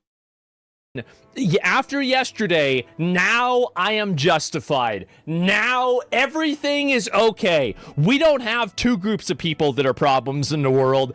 Incels aren't the problem. Femcells are the problem. It's a bunch of women that hate men because what? Because men like looking at a pretty girl with big boobs? Yeah, sorry, bitch. Welcome to the real world. Yep. Too bad. It's just another example of hose mad. Another example, how many are there? Too fucking many. Real, they can't handle the truth. Exactly. It's just another, they are so... How is that hard to attain? There are women that look like that. What do you mean? Hey, what the hell are you on about? Fucking obnoxious. So It's not about just her body. It's the fact that, well, yeah, it is her body, but it's also the fact that she's proud of her body, and she should be. She should be proud of her body. It takes a lot of hard work, dedication, and a lot of mental fortitude to maintain that body shape as you age. It fucking sucks, man. Yes, I never understood that. See, that shit, like, even with the Sydney Sweeney situation of, like, how dare they use this pretty young woman, da-da-da-da-da, I'm like, I'm thinking to myself, you know how hard it is to maintain a body like that? You understand the amount of perplexities and, like, day in and day out effort it takes not to just shovel shit into your mouth? Shit's hard, man. If it was easy, everyone would be that skinny. Like, having to work out, having to maintain a diet, and not straying away from it, period. That takes a lot of hard work and dedication. And knowledge, too. Like, since when did we ever start catering to these fat fucks that just want the entire world to cater to them? Why are we even acknowledging their existence? Like, the hardest thing that they do a day is picking up more food and shoveling it into their fucking face hole. Like, what are we doing? This girl because guys think she's hot. That's right, because they're the audience, and there's a lot of guys that play video games that want to look at hot chicks. They don't want to look at a fat chick. They don't want to look at an ugly girl. They want to look at a hot girl. And that's the way it is. So the big problem that these people have is that they think that everything needs to be catered around them. Asians stay skinny. Asians stay skinny because they don't have a government pushing a whole bunch of harmful chemicals into their diet. Asians stay skinny because most of the food that they eat is vegetables and water. That's why they stay skinny. It doesn't have anything to do with your genetics. Now, there are some people that have, like, an organ problem, sure. But it's not genetics. This has all been fabricated by people that just don't want to go out there and do what it takes to lose the weight. That's where this comes from. It has nothing to do with genetics. Genetics doesn't just magically make you fat. I'm sorry, that's not how it works. You may have a slow metabolism, you may have a fast metabolism, sure. But you know what makes you fat is whenever you, I mean, I can speak from an example. I'm fat. I'm overweight, but I'm not morbidly obese. But, like, just having that mental fortitude to not continue to eat food. Like, at the end of the day, if you're full, stop eating. Stop eating. But it's comfort. That's what it is. It's a mentality. Think about, for example, what do Americans do to celebrate? They go and eat out. Your child wins a ball game. Yo, we're going to go to the Golden Corral. We go and eat out. Well, how do you raise your child? Finish everything on that goddamn plate. You finish that fucking plate. Well, if you fool, you fool. Like, you get the problem now? And now we got all this garbage, all these chemicals and shit, all these, like, products that are like if you get a Burger King burger and you let that bitch sit out for a year, it's gonna look the exact same to when you got it. It's gonna look the exact fucking same. Just imagine you trying to eat that shit and your body trying to fucking turn that shit into shit. I mean, like, think about it. It's gonna have a hard time doing that. Like, well, it doesn't. It needs to be catered around us because we're the main audience, we're the main players, and these stupid fat feminists that are sitting on Twitter talking about just like Coca-Cola. Coca-Cola. You pour that shit on oil, it eats the oil. What the fuck do you think what that does to your insides? It ain't nothing good, I'll tell you that much. Caffeine. You have too much caffeine, gives you a seizure. Sugar. What is sugar the main cause of? Sugar is in everything now. Why is sugar in everything? Well, sugar's in everything because it's addicting. Why is it so addicting? I mean, I don't know that, but I was going to say, why is it in everything? It's because the government's putting it in everything. Not necessarily the government, but these corporations that want you to keep buying food, put it in everything. You can make bread without sugar. You can make cheese without, you can make products without sugar. Sugar substitutes, I hate to break it to you, are still just as bad. They are. They're just as bad for you. Sugar is the most toxic drug for the human body, and it is the most addictive too. You get heart disease, high cholesterol, diabetes, massive weight gain. Sugar. It's all sugar. Why the fuck is there sugar in salty noodles? Why do you need sugar in the noodles? Hello? Like, it's in everything. Well, this is objectification. Yeah, you're goddamn right, it's objectification. She's got massive tits. It's great. And that's the way it is. So if you've got a problem with that, and you're upset about it, then too bad. Make your own game. Oh, you already have your own game. You've got Pokemon. You've got, fucking Animal Crossing. And let me tell you guys, just while we're on the topic, think about it for a second. Why do you drink soda? Why don't you drink a carbonated water? Or just water? Because it's sweet. That's why. It's filled with sugar. That's the only reason why you drink soda. That's the only fucking reason you drink soda. Right there, it's sweet. You don't ever see somebody go from a diet soda to a regular soda. It's always vice versa. You go from a sweet soda to an unsugar, uncaffeinated one.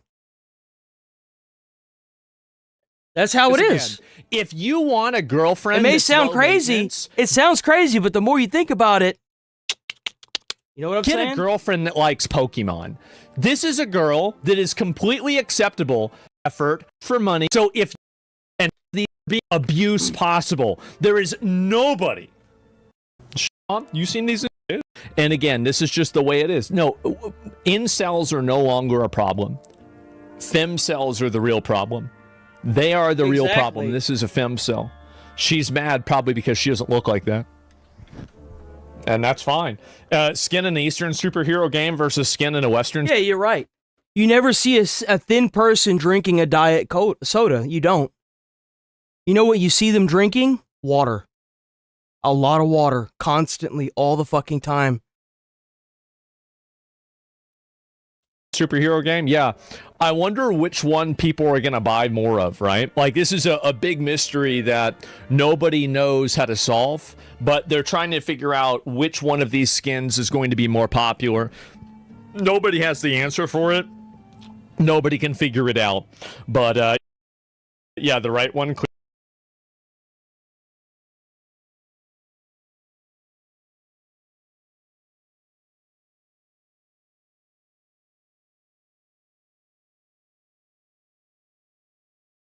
I went to college, dude. I went to college. Oh, shit, hold on. I went to college to be an EMT guy. I literally was trained to give people advice. I have to treat people with high blood pressure, heart problems, high cholesterol. I have to treat them, bro. Like, what are you on about? If you've only been in here for 3 minutes, then why are you here? If you don't like what I'm saying, then just leave. Clearly, yeah. I heard dozens of people bought this skin. And I don't talk about games I don't play. Yeah, well, I mean, it's easy to look at. I do play Marvel Rivals, to be fair. I played Marvel Rivals a lot. Like, how many hours did I put into Marvel Rivals? Let me see. Fuck. I'm actually kind of curious myself. Where is it here? Marvel Rivals. There it is. 93 hours. That's a lot of time I played the game. So I do like it. I think it's a great game. Exactly. Like, if you want to stay fit, you have to get away from that food. The trick, and I'm gonna give you this advice because it works. The trick to losing weight is to not buy it. Not only will you save money, but it won't be in the house for you to eat. That's what you got to do. You want to lose weight? Stop buying it. Put that money into savings. And it won't be in the house for you to eat. It's gonna have a rough patch. You're gonna sugar is so addicting that you go through withdrawals. You'll have them cravings. You'll want it so bad. But once you get over that hill, dude, let me tell you something. You're gonna be feeling good. You're gonna be feeling real good. Your body is designed for like caffeine, for example. If you intake caffeine, you're going to need more and more caffeine in order to get the same effect. Which means, what are you going to be doing? You're going to be drinking more and more coffee.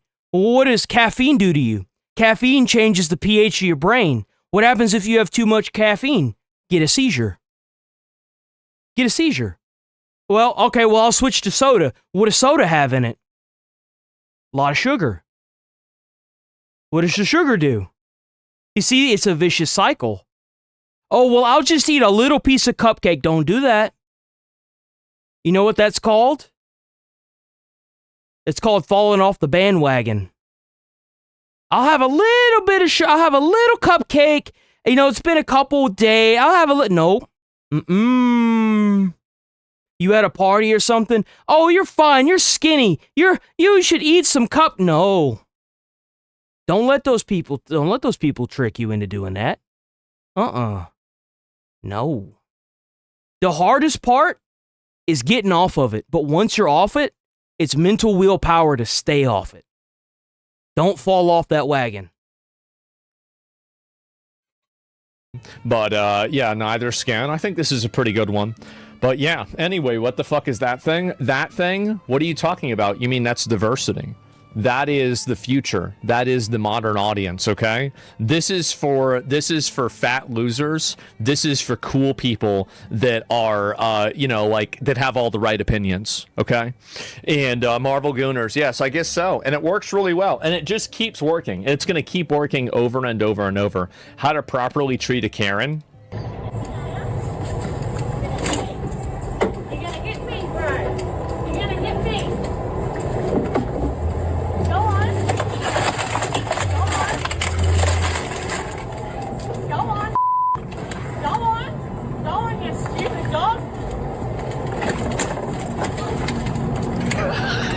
He's just driving. He doesn't care. She's just on the window. Oh, what's the matter? You scared now? Look at her face. You scared now? Well, that's what happens when you jump on somebody's hood. When someone's not going to deal with your game and they drive off. That's what's going to happen to you, retard. That's what happens to you. You want to play a stupid game and your dumb ass gets run the fuck over? That's on you. Bro doesn't care. Look at her face. Look at her face. Now she's scared. Mm-hmm. That's right. Are you gonna get off now? You gonna get off? Bye. Yo, W driver. W driver. Holy shit, W driver. You gonna get off? You gonna get off? Fuck you! Okay.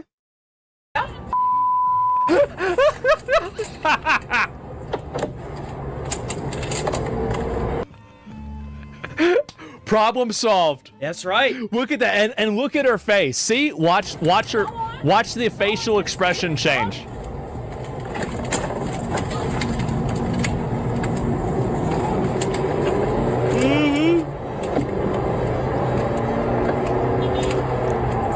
This is going to become more and more common. Whenever these idiots are going to start jumping on people's hoods and then standing in front of their cars, you're going to see a lot more of these people getting run over or something like this happening to them.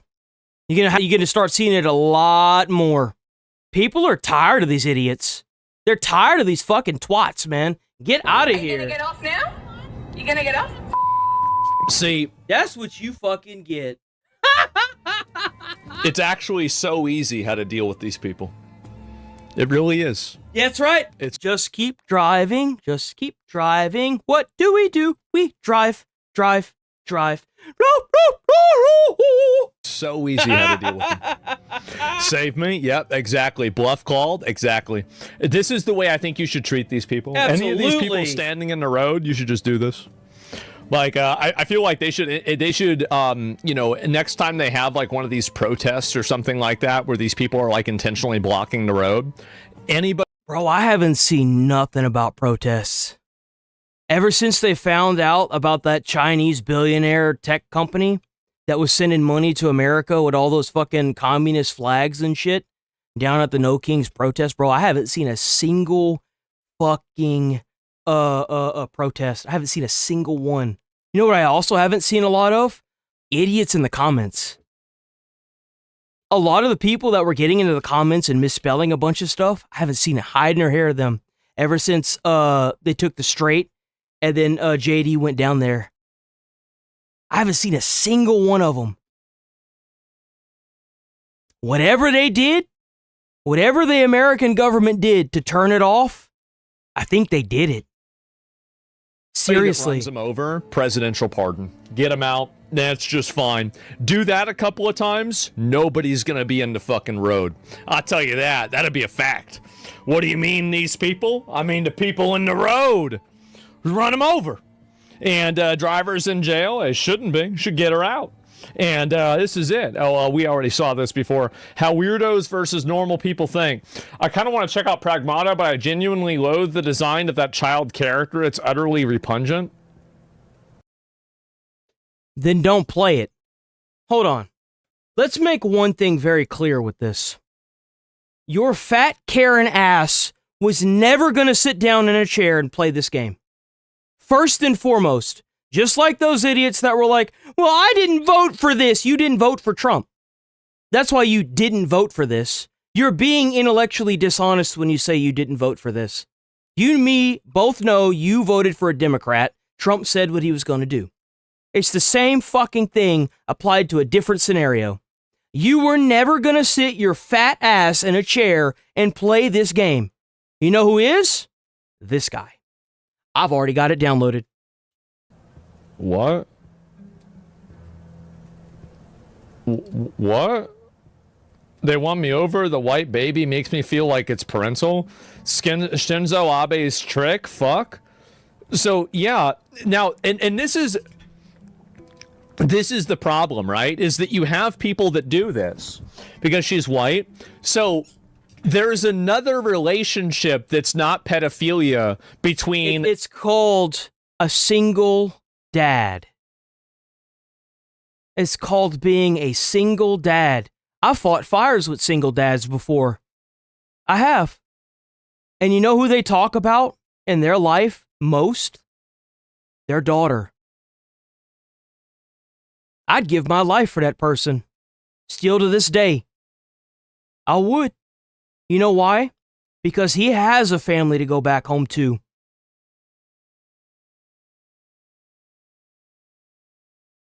How can you possibly take something so fucking innocent in your dirty little pea brain and twist it into something so vile and disgusting? The people that should be being looked at are the schizos making these posts. That's who should be getting looked at, not the developers. And a grown man and a young girl. Okay? It's called being her dad. I know. It's called being in a normal, functional relationship and having this girl as your... I know this is a big word. You might not recognize this. It's called your daughter. Right? So it's called parenthood, right? So the entire concept of this is that, and this is how brain rotted Westerners are. This is how pathetic, and it is, by the way, it is overwhelmingly a bunch of gender confused, mentally ill, terminally online Westerners that have to constantly virtue signal on social media. You know why? Because they lost their jobs now that the government isn't subsidizing their jobs. That's why. Oh, they ran the company into the ground, and it's no longer a company. That's why.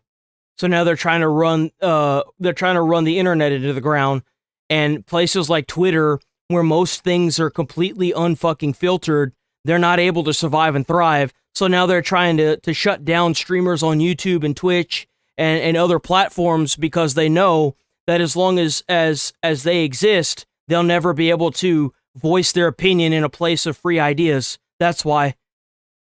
They are losing at a massive scale, so they got to try and censor everybody to fit their fucking ideology into a place of free ideas. The idea that no, whenever there's a young girl in the story, it doesn't necessarily mean that it's a pedo thing. What about this girl is sexualized at all? You can't even make out the way she even, it just looks like a kid. Like it's sick, like or social workers or a teacher, like the automatic fixation and the weird, perversion to automatically reframe any interaction between an adult and a child as pedophilia is this weird Western virtue signal, hang up. It's so sick. And what I think is the worst thing about it is that we have gone from a society that conceptualizes this from the perspective of fatherhood, parenthood, or, raising a child. I want to bring this up because this popped in my head. This was a little nugget of gold given to me by the great above. So let's say you have one of these weird people, not necessarily weird, but you have one of these people that are, they can't identify what gender they are, and they have a child. What would you allow that child to call you? Mommy or daddy would be linked back to a gender. So I want to find one of these people and ask them that question and see if their brain melts. I was given that beautiful golden nugget last night while I was laying awake. And I was like, holy shit, I think I just broke the world.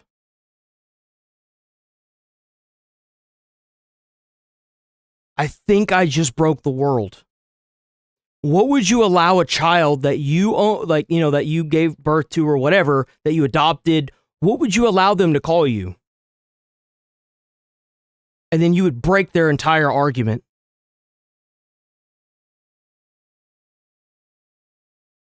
To a weird sexual projection fantasy.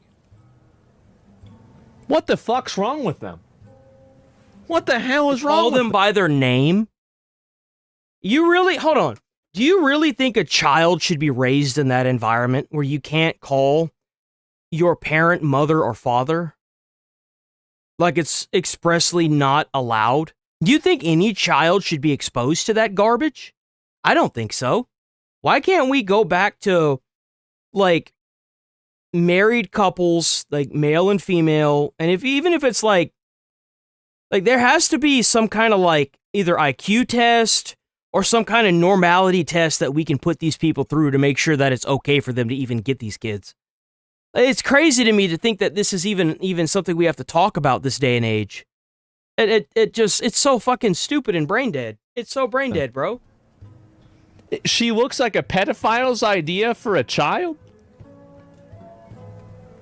I loathe the design. I'm gonna be real.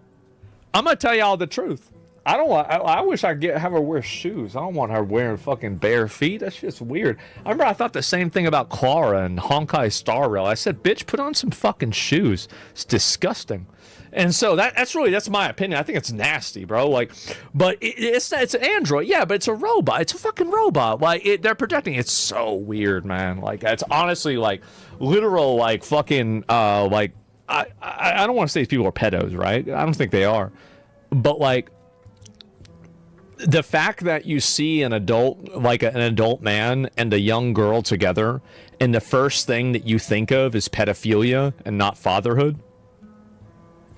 That says a lot right there. Who should really be getting scrutinized here? Because if that's the first thing you turn to, I don't think the internet has a problem. I think you have a problem. You need to get help. You doing some projecting there? What's the deal? You do. There's something wrong with you. There's something fundamentally, foundationally wrong with you. Exactly. That's sick. Absolutely sick. A hungry man thinks of bread. Look, I'm not saying that. I think that's a little bit too much to say, right? I'm a very reasonable guy. We all know this. It's because their brain's fucked by Reddit and Blue Sky? I guess so. As a father of a girl, this disturbs me more than you know. Well, keep these people away from your kids, man. And, yeah, give me the money now. Oh, God. 500K? Who's this? What's the lowest amount of money a man should spend on a wedding ring for you guys? 500 grand, okay? We need a mother rock on this finger.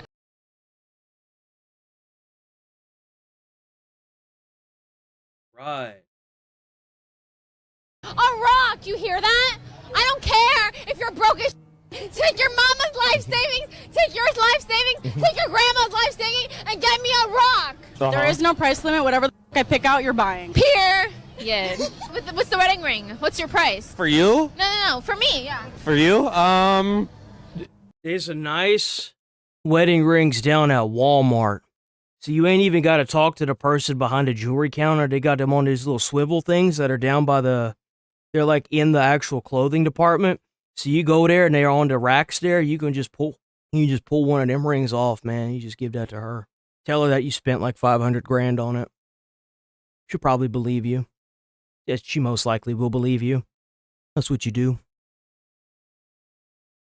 Yeah, you can even like ball out on her too. You can get one off of Amazon, get you one of them nice big ass rocks that look real.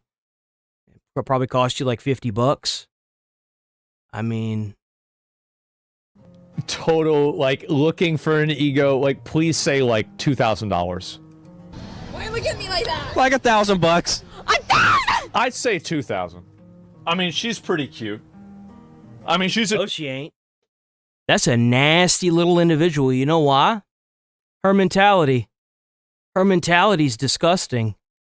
That mentality tells me that no matter what you do in your life for her, it will never be enough. It will never, ever, ever be enough. This is the kind of person that will cheat on you and tell you that it's your fault.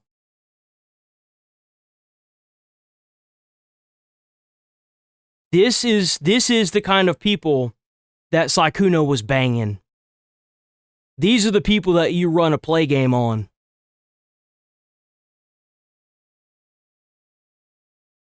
I'd say $2,000, but on sale, right? It'd be on sale. So maybe you get, I'd say zero. No, I'm gonna be real. Like, these are just, listen, it's just a few drunk chicks that are out downtown being obnoxious. Like, I don't think this is a big deal. I really don't. Like, well, let me tell you something. You find a girl in your life that's willing to be there for the ups and the downs, you can get her a fucking ring pop, and that's going to be the best damn thing you ever gave her. That's how you know you got a good one. What you do is you drop a couple grand on a good ring, and then you take that ring out of that box, and you put a ring pop in that bitch. And you get down on one knee and you propose to her in front of her family. And if she is still so happy she's crying, you pull that $2,000 ring out and you show it to her and you give it to her. That's how you know you got a good one. If the one you with, all they thinking about is money,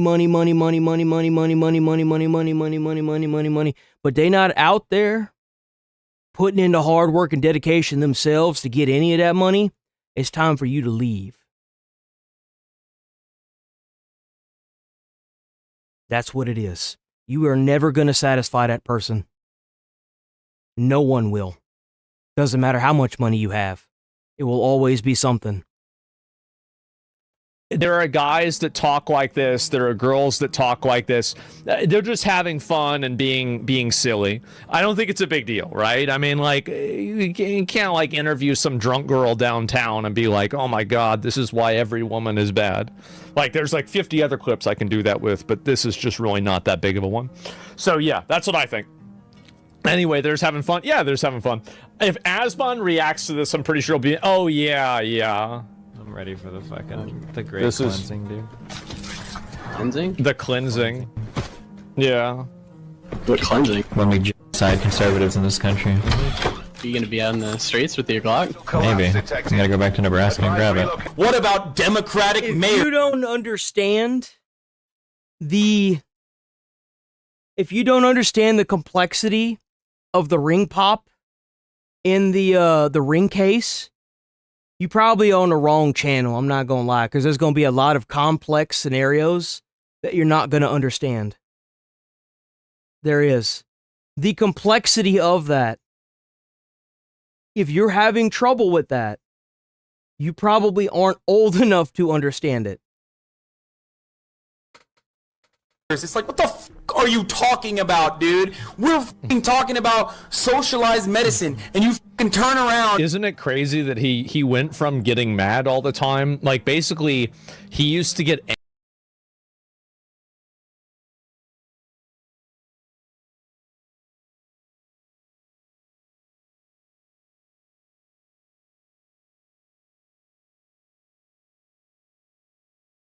If you don't like the channel, then why don't you just not comment in the channel? And you can just not comment in the channel.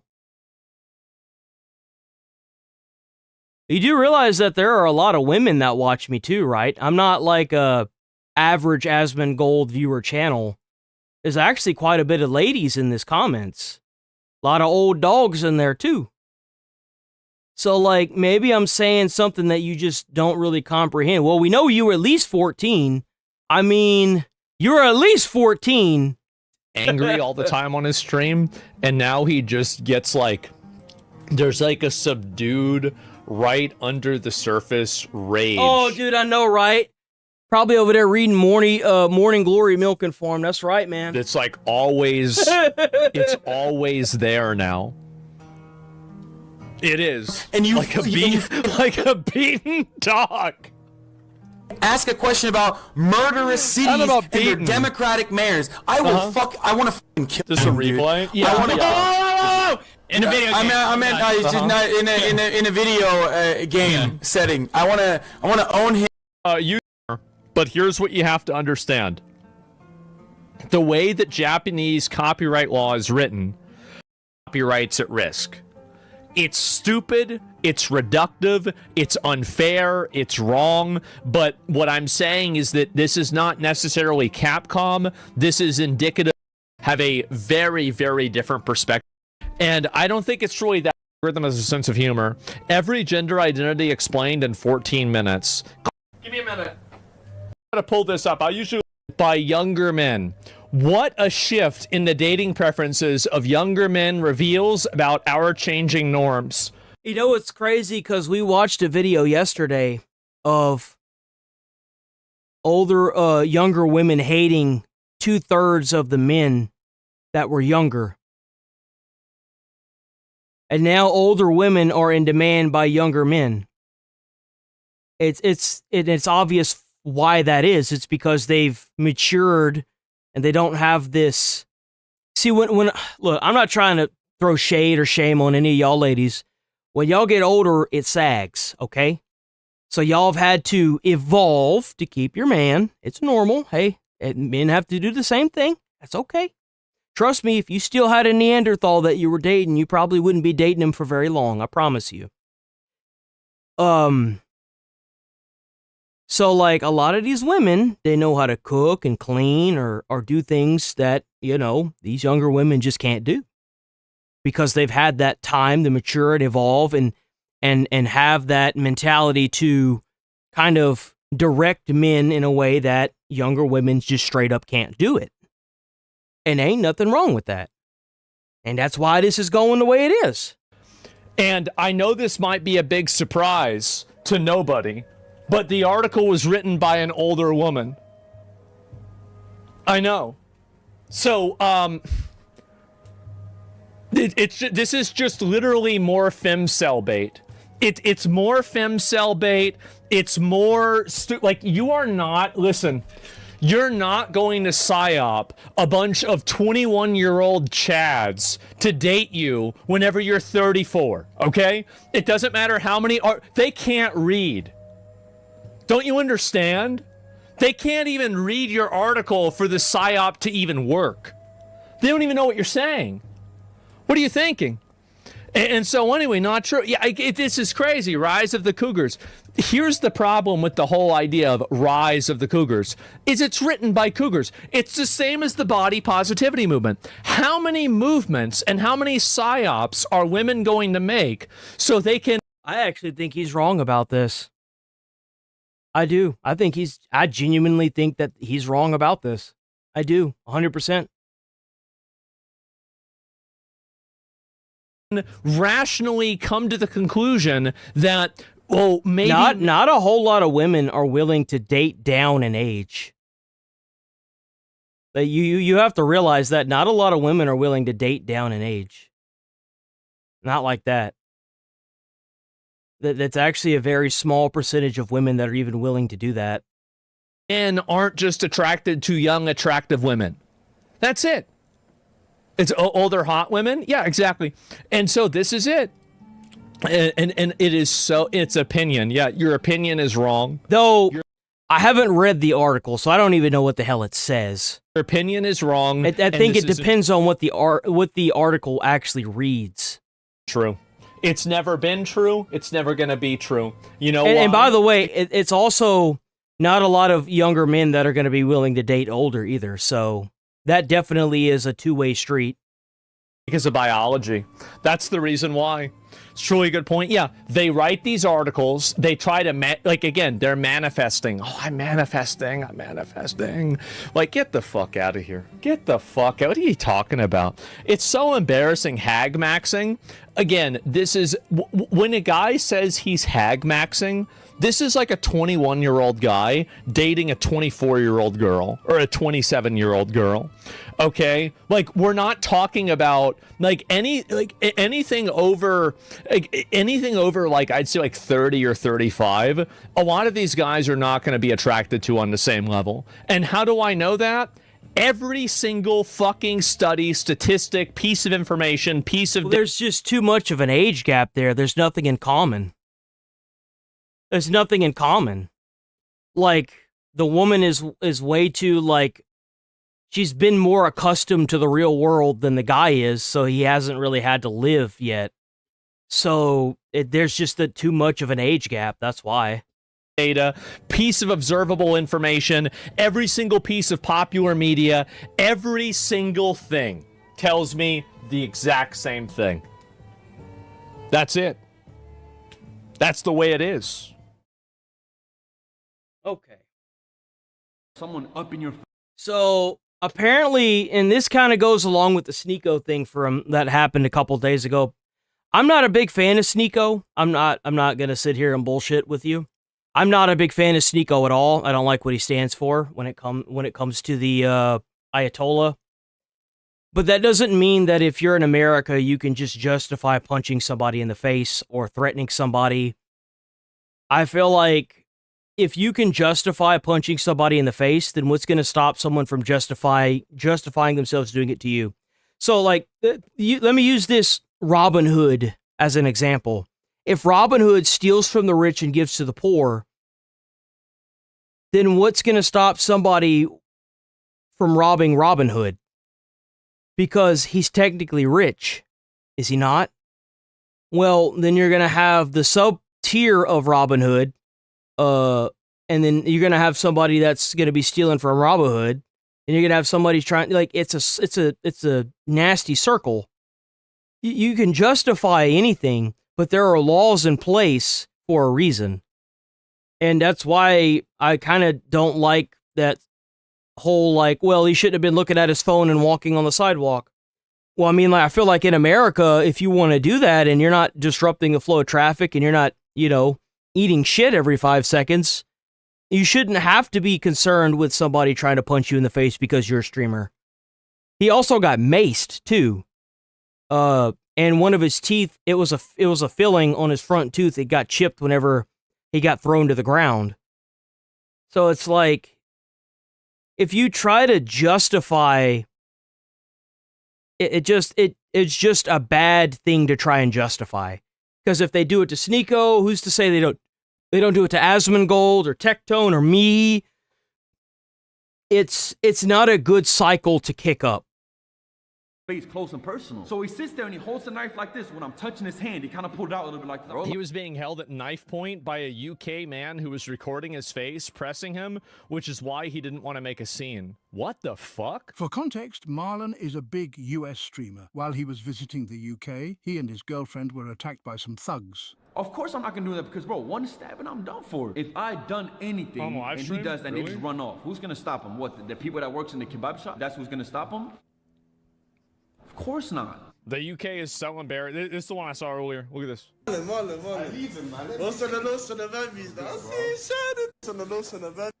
Uh-huh. Right. Who could have expected this? What a fucking animal, dude. What a fucking piece of shit. Yo, chill out, bro. Chill out. So he's got a knife while he's trying to hold this, like, dude. He got a knife, man. You see, that's cute. That's adorable. I think that's adorable. Don't y'all think that's adorable? Man, oh man. That's another thing I don't think I'm going to do. I don't think I'm going anywhere I can't carry. That's for damn sure. What are you doing? You got a knife? Oh man, look at that. That's a 1911 that shoots 45. It's got hollow points chambered up. You sure you want to do that, Hoss? Don't tell me chill, brother.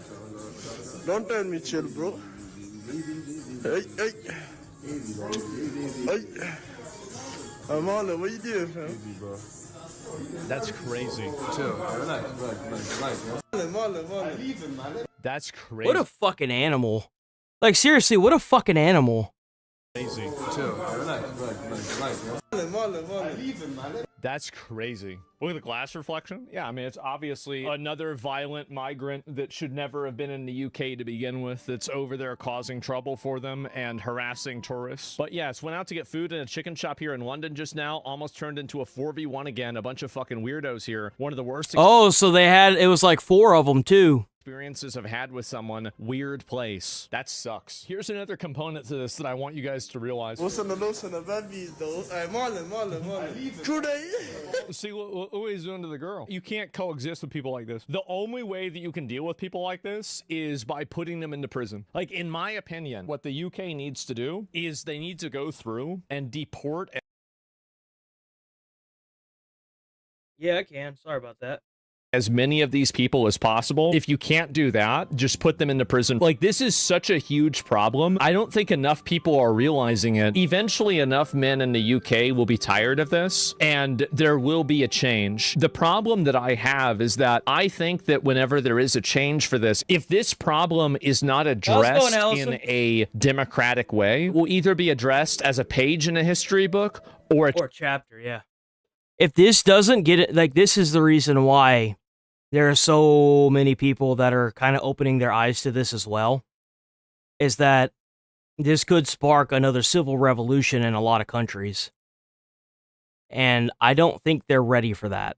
Chapter. I think it should be a page. It would be so much better if you just listened to the reasonable people who are bringing up legitimate concerns about this stuff and you just applied what they were saying. That's it. Exactly.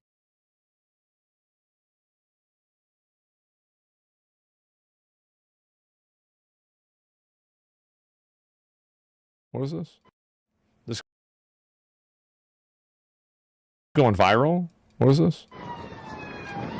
What are you smashing the wall down for? What are you smashing the wall up for? Why are you smashing the wall down? It's not your fucking wall. It's not your fucking wall.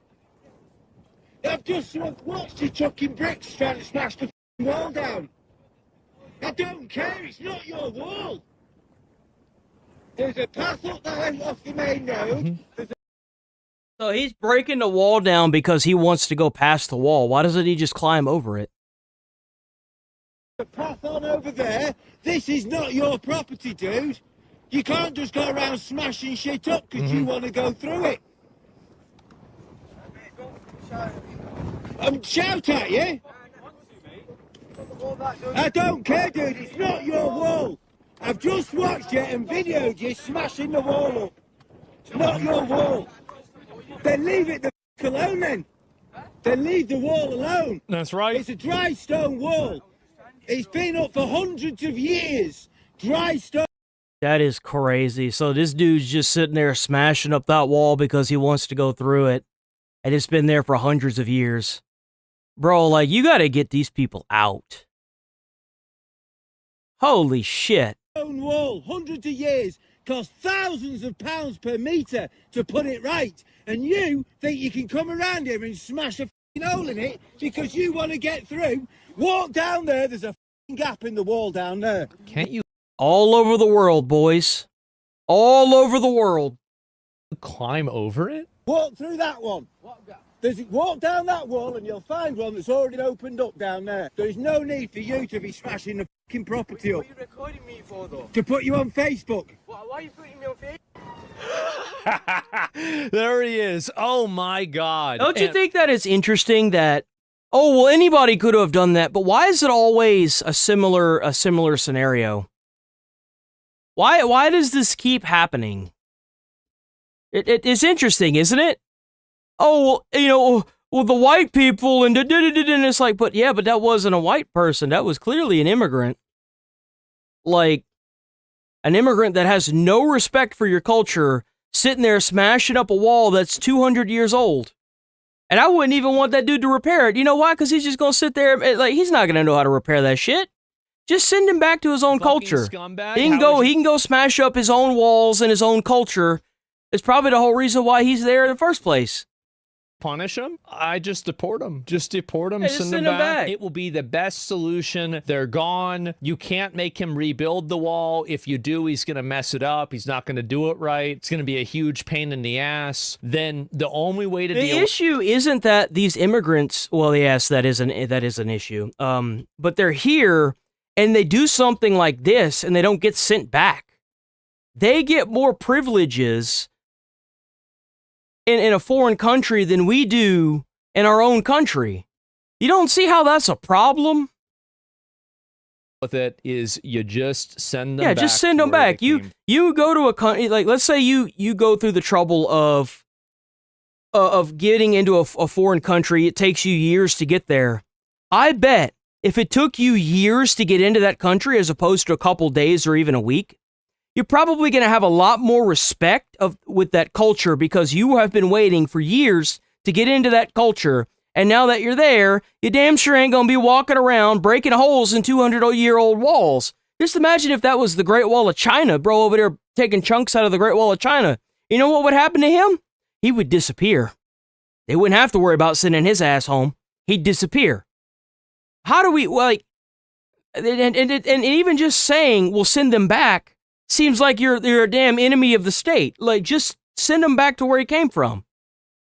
He came here, he fucked up, showed that he couldn't assimilate, clearly because he's over there, busting up a 200-year-old fucking wall. Send him back, and then repair the wall.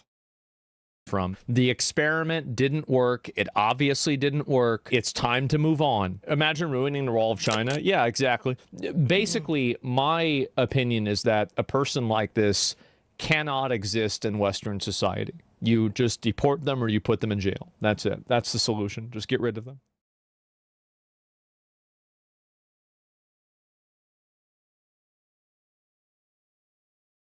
Prayer. So this has made me want to watch Pulp Fiction.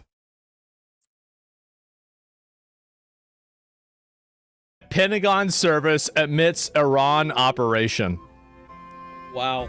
So the prayer is CSAR 2517, and it reads, and pray with me, please. The path of the downed aviator is beset on all sides by the iniquities of the selfish and the tyranny. This guy is a freaking badass, by the way. On his social media, he's got, like, badass Crusader tattoos all over him. And he was, like, bench pressing with, like, army people around him. They're all, like, cheering him on. Dude, this guy's a fucking beast. This man is a beast, bro. Of evil men. Blessed is he who in the name of camaraderie and duty shepherd the lost through the valley of darkness, for he is truly his brother's keeper and the finder of lost children. And I will strike down upon thee with great vengeance and furious anger those who attempt to capture and destroy my brother. And you will know my call sign when I lay my vengeance upon thee. And amen. He knows what he's doing. That was a quote from Pulp Fiction. What does Marcellus Wallace look like?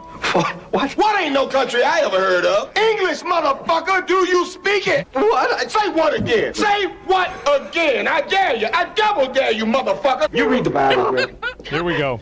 Yes. Oh, there's this passage. Ezekiel 25:17. The path Of the downed aviator is beset on all sides by the iniquities of the selfish and the tyranny of evil men. Blessed is he. I want you to see his face when he finishes the quote, by the way. Watch his face. He's smiling because he knows the internet's about to know. He knows. You see his face? He's smiling. Watch his face. He's smiling. Look, he's smiling. And I will strike down upon thee with great vengeance and furious anger those who attempt to capture and destroy my brother. And you will know my call sign, the Sandy One, when I lay my vengeance upon thee. And amen. Credit to Quentin Tarantino and not God. There it is for Samuel L. Jackson's monologue in Pulp Fiction. You mean there's no gunshots in the Bible? That's crazy. So I read. And let me tell you something. That's badass. You know why? Look, even some of the guys in the audience, they know. It's a way to say, I see you. This reference is the reason why we have so many people signing up for the military. It's not just the reference, it's what it stands for. It's the government, the administration saying that they can relate to you. Just like whenever they had that one military guy that did the Helldivers reference, or the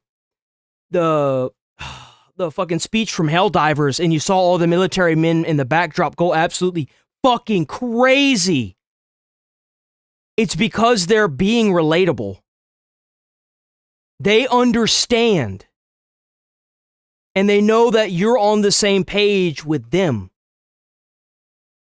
That's why it's so, like I said, if you can't comprehend that, you're probably in the wrong place.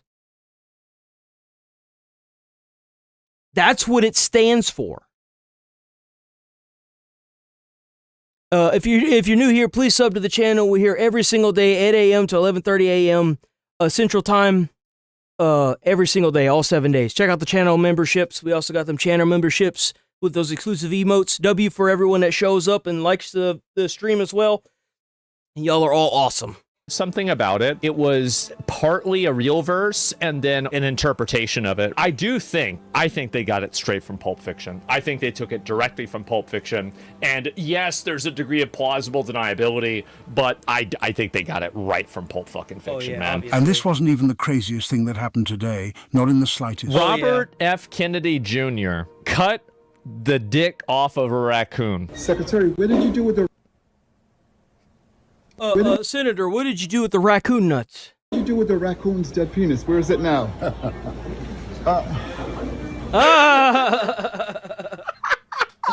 He just laughs.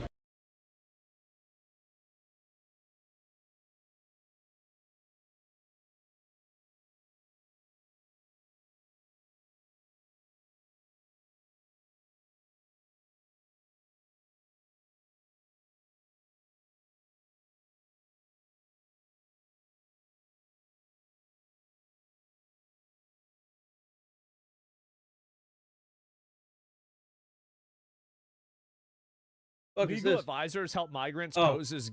I saw that. Let's see. Whoops. Aspen Gold.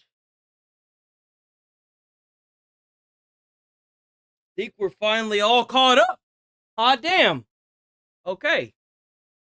Cool. Now we got the Foxer Newser. I should probably put this on Midwest Safety. We might be seeing a Midwest Safety video today, boys. Why does it do that now?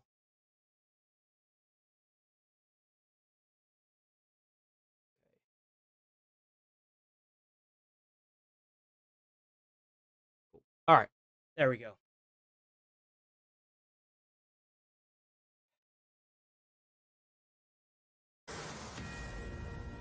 A suspect hurled an improvised incendiary device at a Tesla sales office in New Orleans, igniting a massive fire and torching the front of the building.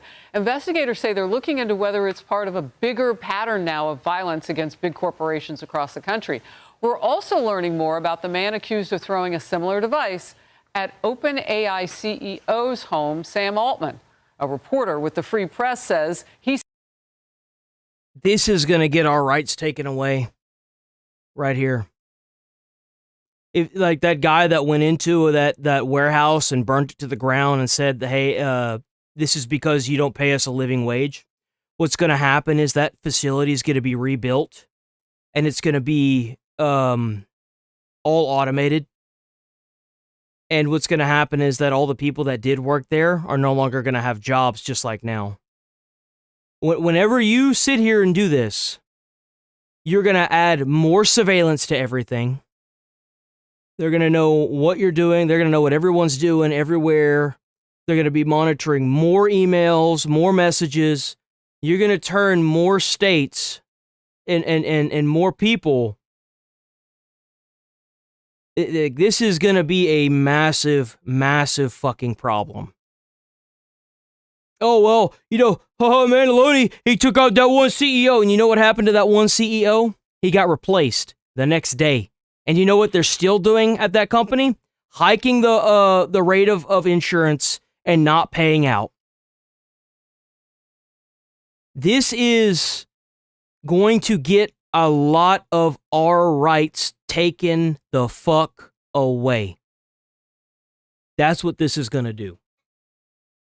Spoke with that man accused of throwing that firebomb. The suspect, in an internet chat, previously suggested he was interested in Luigiing some tech CEOs, which is a reference to Luigi Mangione, the man charged with murdering United Healthcare CEO Brian Thompson in broad daylight in the middle of Manhattan. He isn't the only one using... Police states don't exist. You want to go to the store and live in your house. If you own a house, you want to keep that house. The police are the reason why a warlord hasn't broken down your door and taken all your shit and killed you. There's no such thing as a police state. That's not a thing. That's something that a bunch of mentally ill dumbasses came up with to try and get all of your shit taken away. And guess what? It's working. Now businesses are closing. Like in New York, a lot of businesses are closing because they're not allowed to arrest these thieves that are getting all of these like Walgreens and Walmarts closed down because of all the theft. What do you think is going to happen if you allow people to continue stealing from a store and the store loses so much money it can no longer stay open? The people that work there are going to lose their job and the store's going to shut down, and then Granny's going to have to drive 45 minutes to get her insulin. Well, Granny can't afford to drive 45 minutes to get her insulin, so now Granny's dead. The systemic shock this does to a city is irreparable. Police are the reason why you don't have that. Why you don't have to go into a CVS and ask for a fucking person to unlock some perfume. Luigi's image, however, when causing mass destruction. This is right out of Southern California.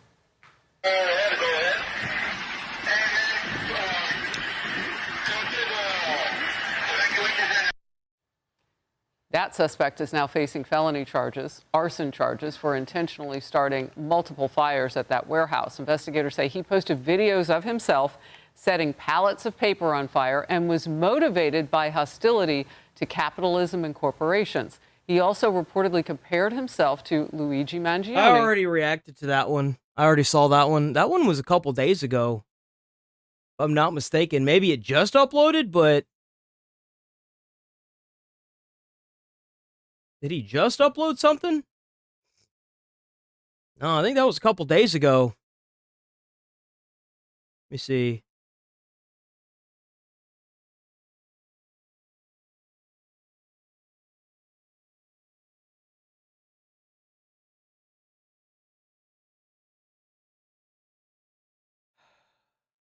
Videos.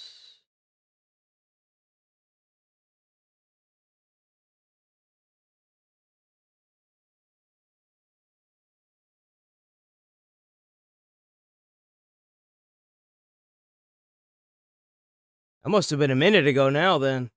Damn, time really flying by like that. A phone call. Kennedy.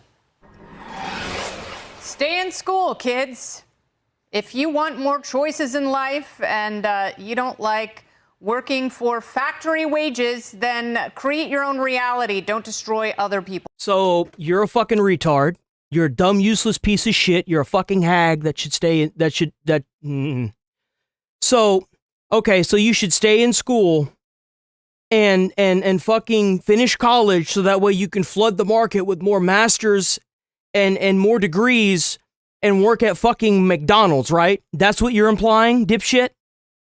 They have people with master's degrees now working at McDonald's. You don't know what you're talking about, then keep your fucking mouth shut.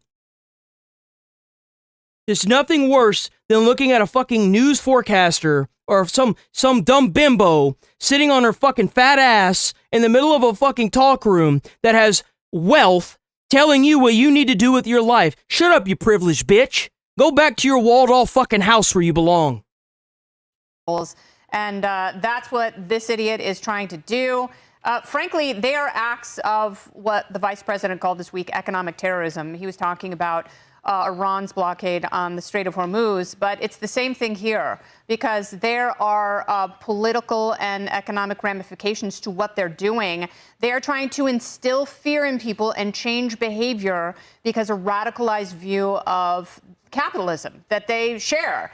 And it's terrorism, and they should be prosecuted thusly. That's the only thing that came out of her mouth that even remotely made fucking sense. She's right. It's a form of terrorism. That's what it is. And if you want to go and burn down a Tesla shop or set a shop on fire and record yourself doing it, it's clearly because you don't care about the repercussions that are about to come to you. What you need to do is do capital punishment. That's what needs to happen to these people. When you're going around burning other people's shit to the ground, you need capital punishment. This is not how you solve this fucking problem. We live in America. Rally the fucking parties together and fix this shit. What are you doing? It blows my mind. Well, we all have the Second Amendment. What the hell do you think is going to happen if you keep going around doing this? They going to take that shit away, dumbass? What do you think's going to happen? Do you have any brains at all? Because, you know, this guy, I don't know if he thought it was a prank or a stunt or just a way to get attention, but he easily could have slaughtered dozens of people. Doing fantastic today. Hope y'all all doing well, by the way. I checked. Paper is very flammable. And the dingbats who are going around harming Tesla dealerships, you know, they're also the climate psychos who no longer want cows or skyscrapers. They want everything to be electric, yet the largest electric car manufacturer we have, they're trying to do as much damage as possible. That's not why. This lady is so fucking stupid. She is so fucking stupid. Why the hell is this lady on here? Who the fuck is this? I know she ain't new. If she is, she needs to go. She has no idea what she's talking about. The Tesla bombings were because of Elon. What the fuck are you on about? It has no... Dude, like, what? Who is this idiot?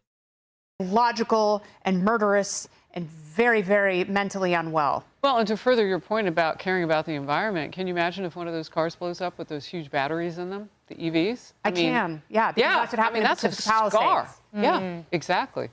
Guy. I mean, the one guy filming himself setting things on fire and then posting it on the internet, I mean, that's not the brightest bulb, obviously, but Kennedy's absolutely right. This is terrorism. This is either political or politicized violence. That's what this very much seems to be. And I had this sinking feeling in the pit of my stomach. Man, that is a scary fucking scenario to be in as a firefighter, dude. I ain't even gonna lie. I ain't even gonna lie to y'all, man. That is a scary situation right there. Because them cars, bro, you can submerge them cars and they will continue to be on fire. Like, you can drop them into a pool and they will still be on fire in the pool. with them batteries they have, bro, like, dude, that's a nightmare call. Whenever it was, a couple years ago, when Brian Thompson was murdered here in New York City, and his accused killer was immediately treated in large... Yeah, they didn't even hook up to the pump because they knew. Yeah, no, like, there ain't really much you gonna be able to do with one of these cars, man. I ain't even, like... Elements. I mean, definitely try to put the ones out that haven't gotten to the body yet and try to, like, wet in the area around it.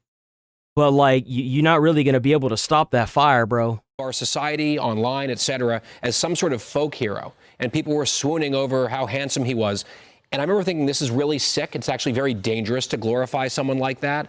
And also, I worried about the knock-on effect of copycats of people saying, oh, look at all the attention and fans this person has gained by engaging in violence. And I worried we might see more of it. And indeed, sadly, it looks like that's precisely what's happening here. I mean, it's already happening. I mean, look at all the teen takeovers that are happening all over the country.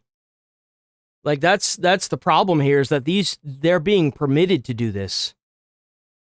Like, you can't tell me that the government doesn't already have mass surveillance on everything. I mean, let's be honest here. They're being permitted to do this.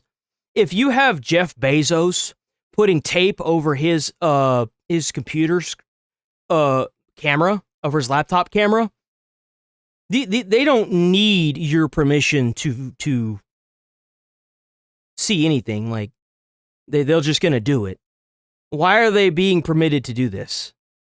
Do they want rights to be taken away from Americans? I don't understand. Like, at what point does the government decide that they're going to stop this and not allow it to happen and actually punish the shit out of the people that are doing it? Because that's why they're doing it. They think they're going to get a slap on the wrist, and for the most part, they're right. It's just going to be a slap on the wrist. Maybe they'll have to serve like a couple years. Maybe they'll like, I don't know, do a little bit of community service, but they're not really going to be held to the accountability they should. Wow. Like, if it was an accident, sure. But it's blatantly malicious. Give them capital punishment. Do it publicly. Like, what are we doing? That a big ooh. Because, I mean, I hadn't thought of it in that way. That is really frightening. For clicks, for flex. Crazy. Someone who needs some meaning in their life, and this is what they go to because they've been conditioned online to see that this thing is applauded, this type of thing. And there's data points to back up your fear. Exactly. I mean, the research that came out in the wake of Mangione, and we saw him in some segments of society celebrated, there's now data points for that. And you can look at the question that was asked. Political violence is never acceptable. Do you agree with that statement? Baby boomers, 93%. You go boomers. You got this. Gen X, 86%. Millennials, 71%. Good job, millennials. But Gen Z, 58%. Only 58% of Gen Z agrees that political violence is never acceptable. It's not just an isolated poll. Cato looked at it too. And what Cato found was this. They found that 40% of Americans aged 18 to 29 believe citizens taking violent action against the rich is sometimes justified. So it doesn't surprise me when I see that Southern California suspect, I believe in the notes that we have here, he's 29 years old.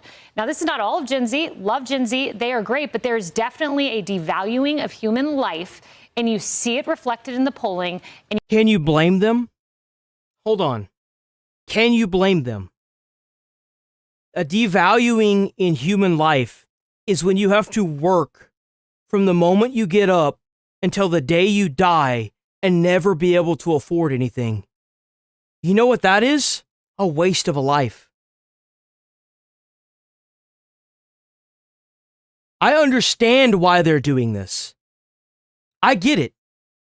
You're preaching to the choir here, okay? But you are being permitted to do this. That's what you need to understand. I get it. I agree with everything that Luigi did up until he killed the dude, okay? He killed one guy, and you know what happened? That motherfucker was replaced the next day. The chairman had gotten a new CEO for that company. This isn't going to solve shit. You know what's going to happen now that that guy burned down that warehouse? That warehouse is just going to fire all the workers, and they're going to remake that warehouse, and it's going to be fully automated. That's what's going to happen. You are not helping anybody by doing this. You're not. You're not helping a single fucking person. You see it reflected, I must say, in the political left. Finally, I would just note network contagion research at Rutgers found a broader assassination culture appears to be emerging within segments of the U.S. public on the extreme left. Not commenting on any of one of these incidences, but it is a broad trend. Well, we've been talking about it since the death of Charlie Kirk. We've been talking about it since the president was, walked away with his life barely after being shot while he was campaigning. Both suspects, young men, by the way. Yes. Interesting. So, Emily, we've talked about, okay, well, if you can't do a reset on society and how it values life. Who the hell says that? Who the hell says that? You know what we need to do? You know how you fix this fucking problem? First and foremost, get rid of all the goddamn illegals. Mobilize the entire military and the National Guard and do a shelter in place, or not shelter in place, a total lockdown in every city across the country. And systematically sweep the entire country, door to door, house to house, apartment to apartment. Get these illegals and these criminals, lock up the criminals, deport the illegals. Like, it's so bad now, we got immigrants on Skid Row with their whole family saying that Cuba was 1,000 times better. Immigrants, people that came here legally and lived in America for a time, now being overtaken by illegals. That's the first step. The second step, universal basic income, free housing for veterans, which will make more people enlist, and healthcare for all. And you get healthcare for all and universal basic income from these companies that are now doing automation, a robot tax. That's where you get that money. You force them to comply, or you shut their fucking company down. And another thing, whenever they're going through every single business and place in America, any company that catered to illegals, that hired illegals, that company needs to be shut down, and they need to be systematically searched. All of their emails, and everybody that knew they hired an illegal needs to be charged with trafficking, human trafficking, and they need to go to jail. And they need to make another law that makes it to where people that have been charged and put in jail for that can no longer hold a business license or own a business in America, period. Non-negotiable. And then another thing they need to do, once they're done doing that, because you know that all these jobs that everyone was like, oh, you need to go get a job, you go get a job, you go do this, that shit ain't going to be around in another 50 years. You know what's going to happen? All the AI that's currently being pushed into all these companies are going to take their fucking jobs. They're training their replacements. There are already fully automated fast food Burger Kings and restaurants out there that don't have a single person inside. Artists are being replaced already with AI. It's going to happen. Get used to it. Universal basic income and free housing is going to be what's going to keep this country afloat. You know why? Because ain't nobody going to have fucking money. That's why. And number 3, once you're done with all that bullshit, once you're done with all of that, put term limits on every single senator. Debank them and take all their assets and hold it for 4 years while they run as a senator. And make it to where every fucking senator has to be down on that floor when they get elected 365 days, no vacation, for 12 hours a day, passing single legislation bills for the entirety of their 4-year term.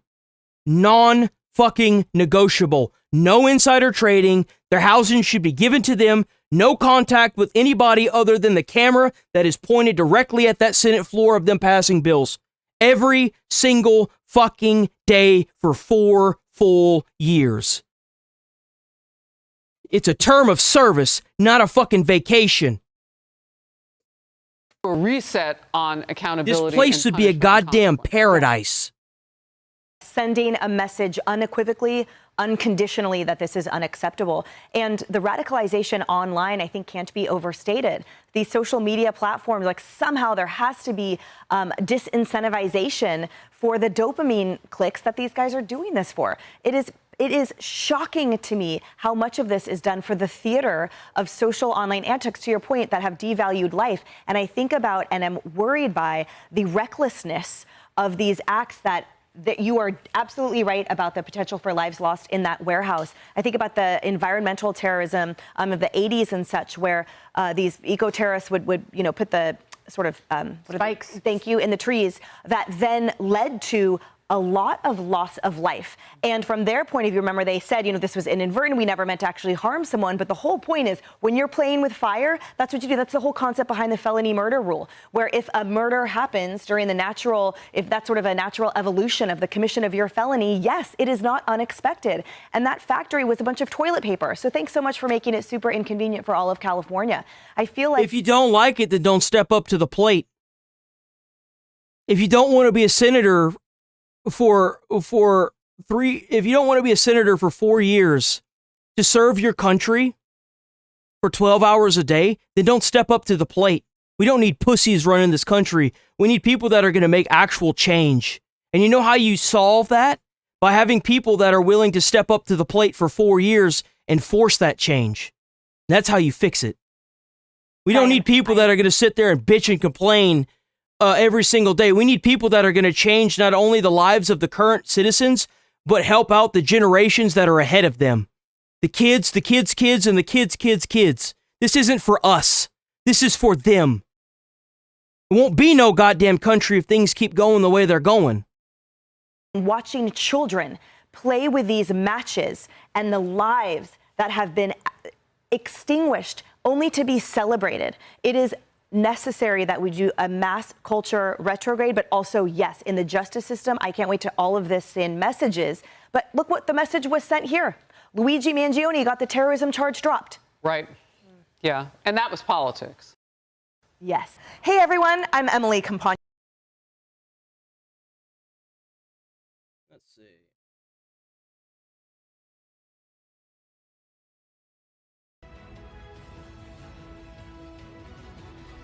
First means first. That's the focus of tonight's angle. It's a promise that reshaped American politics. I will share with you my plan for action for America. Our plan will put America. Holy fuck, that's 24 minutes. I didn't realize that shit was 24 minutes. Holy shit. Where the hell was that even at?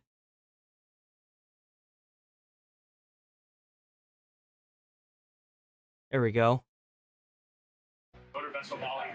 Oh, if you're new here, sub to the channel. We're here all 7 days of the week, 8 a.m. to 11:30 a.m. After I get off, I go and edit all my videos. So that's why I get off at 11:30. Whenever I'm able to get an editor, I will be doing longer streams. So, but yeah, stick around, sub to the channel, hit like on the stream, check out the channel membership. We're here every single day. By the way, every single day. I was even here on Easter. So don't talk to me about having to bust your ass, bro. We will be escorting you to your next port of call. Every day I'm sitting in this chair putting some work in. Even on the weekends. The U.S. Navy refusing to let up on their blockade of Iranian ports. And President Trump says his strategy is working. And I'm not sure it needs to be extended. Just so you know, Iran wants to make a deal. And we're dealing very nicely with them. We've got to have no nuclear weapons. If we do, that's a big factor. And they're willing to do things today that they weren't willing to do 2 months ago. And it's not the only move towards peace in the Middle East. Israel and Lebanon have now agreed to begin a 10-day ceasefire after mediation by the U.S. State Department. Here now is retired four-star General, Fox News senior strategic analyst, General Jack Keane, also the chairman of the Institute for the Study of War. General, do you think the ceasefire works for Israel? The ceasefire in Lebanon, is that what you're talking about? Yes. Yeah, well, listen, let's unpack this a little bit. The Lebanese and the Israeli government wanted to talk. The challenge we have here, Lebanon has no control over Hezbollah whatsoever. They tried to kick out. Obviously, the only people that have control over Hezbollah are the organizations that are funding them, like the IRGC. But now that the IRGC is losing mass amounts of money because we own the Strait of America now, they don't have a choice but to start folding. Out the Iranian ambassador a month ago because he was interfering diplomatically inside the politics of Lebanon. And Iran said no defiantly. And guess where that ambassador is? He's still in Lebanon. They have no control here. And what Israel wanted to do and was doing is finish the destruction of Hezbollah as much as they can, much more than what they did back in 24. The ceasefire halts them. Who wanted the ceasefire? Iran wanted the ceasefire. Government level. And I want to point this out. I'm not mad at you. I'm not pulling you up to make fun of you. Oh, hold on. There we go. You're absolutely right. And you know what president put a law in effect that prohibits that from happening? We have a crisis where corporations have been able to buy up single-family homes and raise the prices artificially. That's the worst thing affecting housing throughout the country. You know who passed a bill that prohibits corporations from doing that? Donald J. Trump.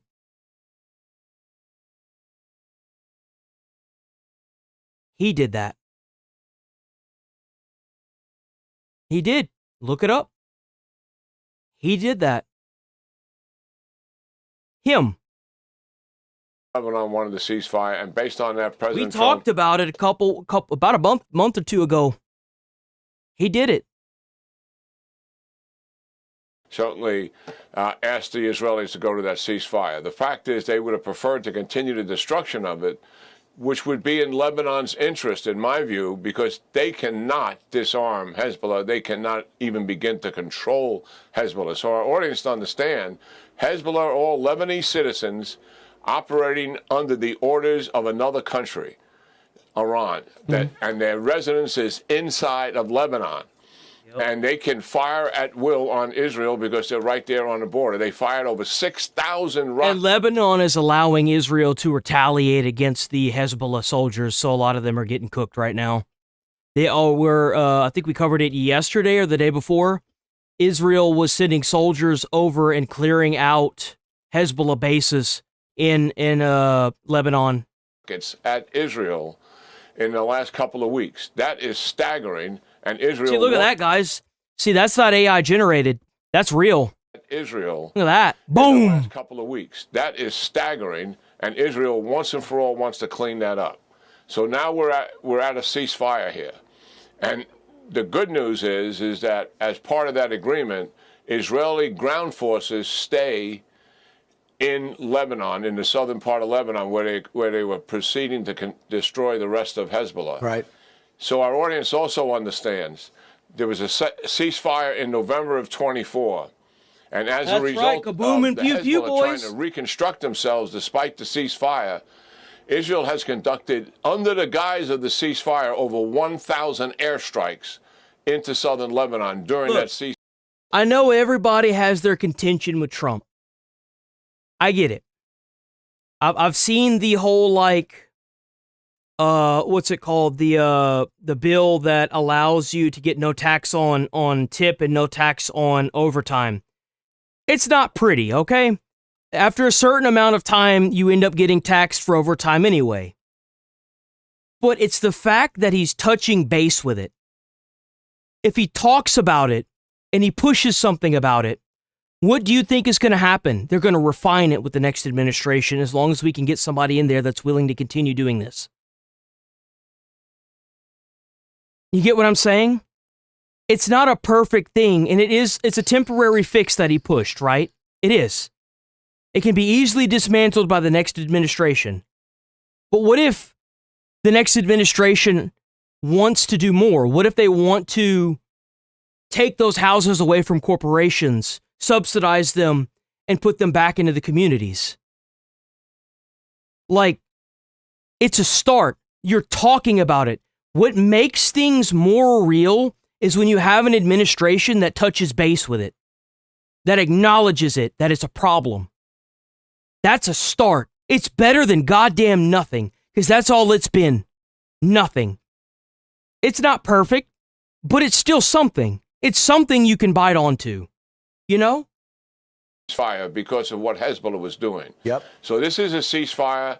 We got it in name. We'll see what actually happens as a result of it. Listen, certainly Lebanon talking to Israel is a good thing, but understand the realities of here. I do. Lebanon doesn't have much of any control over Hezbollah, and certainly none in terms of influence in Iran. Talking about control, the blockade's been a stroke of brilliance ever since it went into play 10 a.m. on Monday morning Eastern time. U.S. Navy has stopped about 14 ships from passing Iranian past blockade. They have turned around Chinese ships. They turned around Iranian ships through the Strait. So they've actually trumped the shutdown, the Iranian shutdown of the Strait.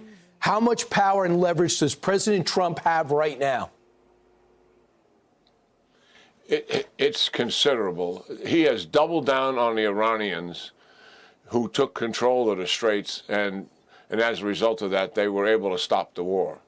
But since that time, this is what has happened. And so our audience clearly understands the entire economic viability of Iran being able to go forward and actually this regime exist as a nation state is now in our hands.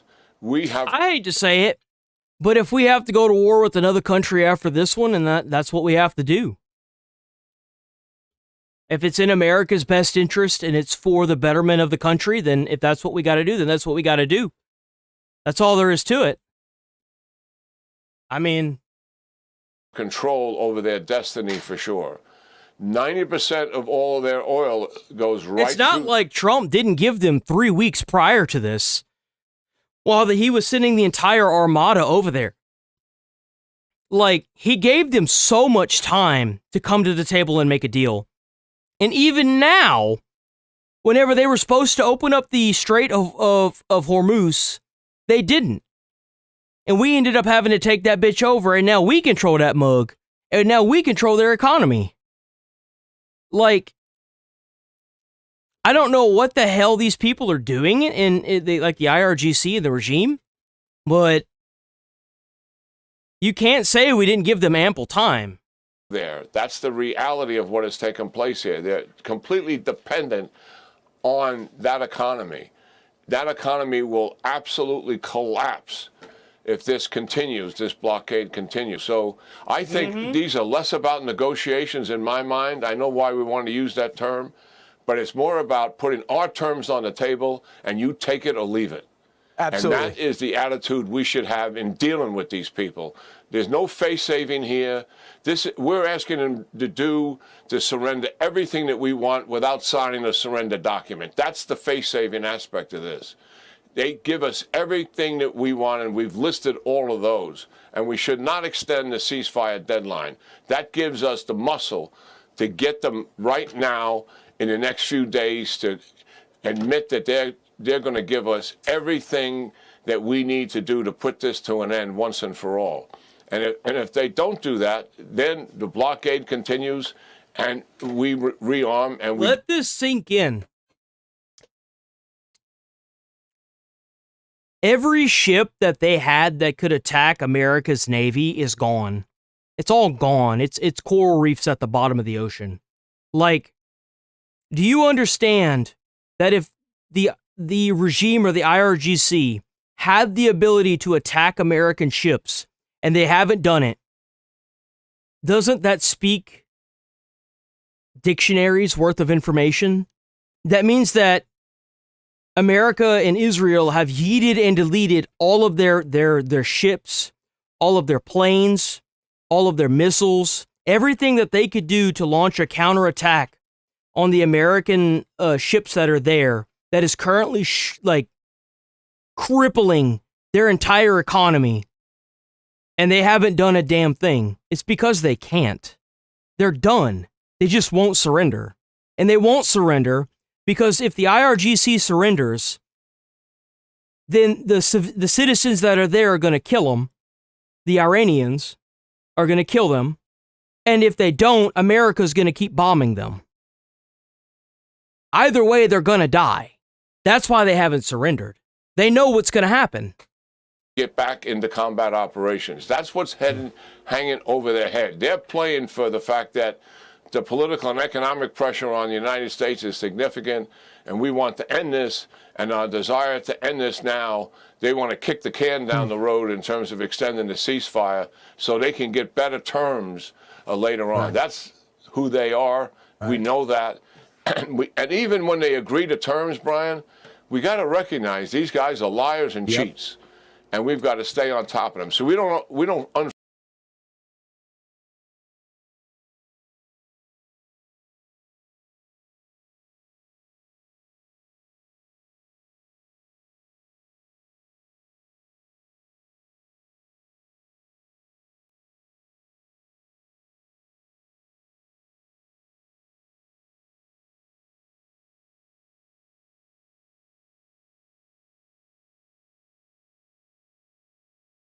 I'll humor it. I'll humor it. Where is the USS Abraham Lincoln?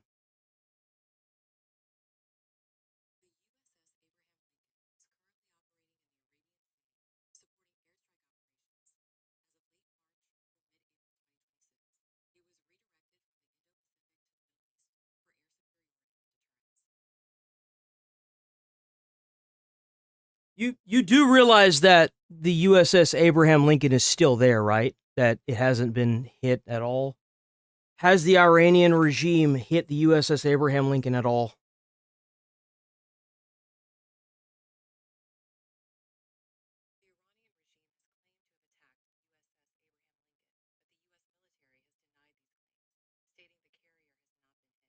It hasn't been hit or damaged at all. Well, and it's still over there. What are you talking about?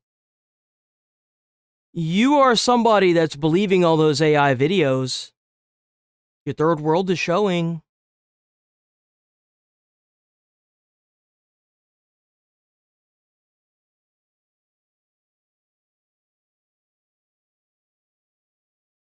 That's the only thing he said, too. That's the only thing he said. And I need to read a book? Man, oh man, oh man. These people freeze any assets and give it to them. We don't go through sanction relief. We don't so cooked, man. Do any of that until way down the road and they prove to them to us. Keep watching AI videos. I mean, who knows? Maybe fuck, I don't know, dude.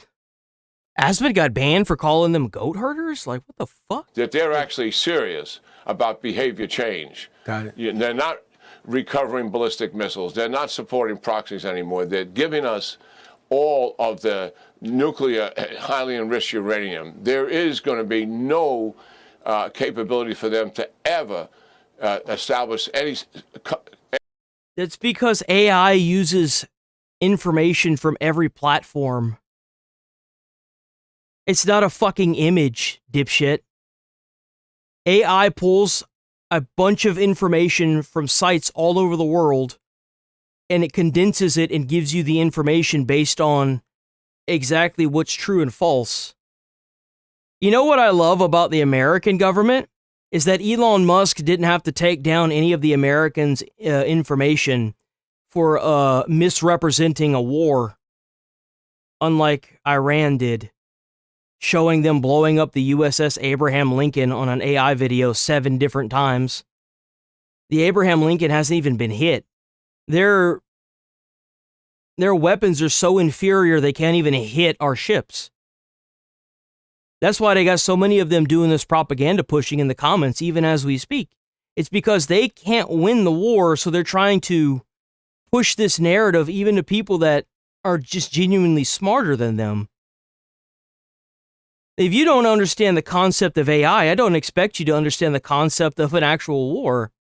I mean, I'm not going to fucking baby bird the information to you. Any degree of enriched uranium in their country, they're not going to have the capability Trying to compare an information machine to something that randomly generates an image is just, bro, get help. Just get help. If you're an American, get help, man. Just do it. Things that we're after here have got to be on the table, and they've got to give it to us. Right. And I think it's less about negotiations. It's more about you agree to our terms. Yeah, I hear you, General. He's got all the cards, and he should play them all and get everything he wants before he hops on that plane for an 18-hour journey. General Jack Keane.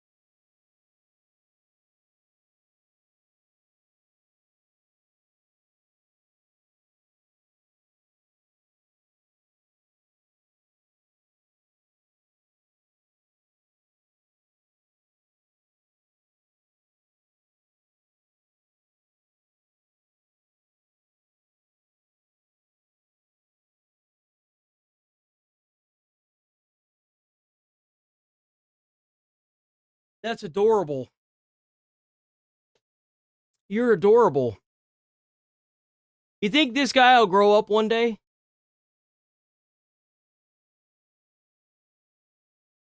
Thanks so much. Be sure to like and subscribe for all.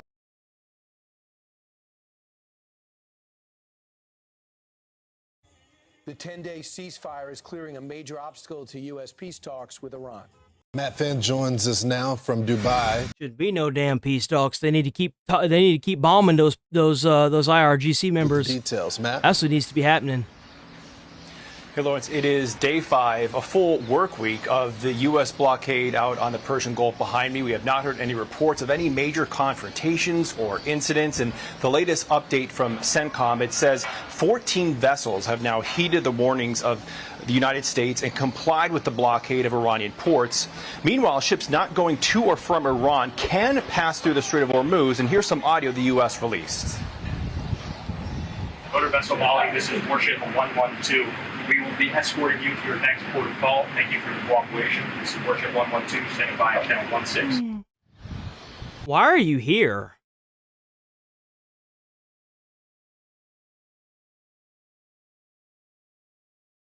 Why are you here, man? If you don't like the content and you keep showing up, it just shows us how stupid you are. You're so fucking dumb that all you can do is sit here and throw insults. You don't want to attack the argument. You just want to sit here and attack me. You expect me to just pussy off the internet?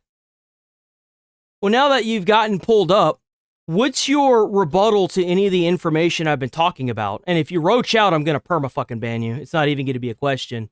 So we're about to see who's really been sheltered here. So now that you're front and center in front of everybody, what are your counter arguments to anything that I've said so far? Since you've been here quite often, had been an advocate speaker, surely you have some information that I haven't seen yet, so you can share to the rest of us what information you have, right? Surely there's not anything here other than a keyboard warrior that has taken fat L's across the board and has nothing to say other than a bunch of insults, right? See, I don't have to do insults. I can just call you front and center and ask you what your counter arguments are to any of the things that I've said this morning.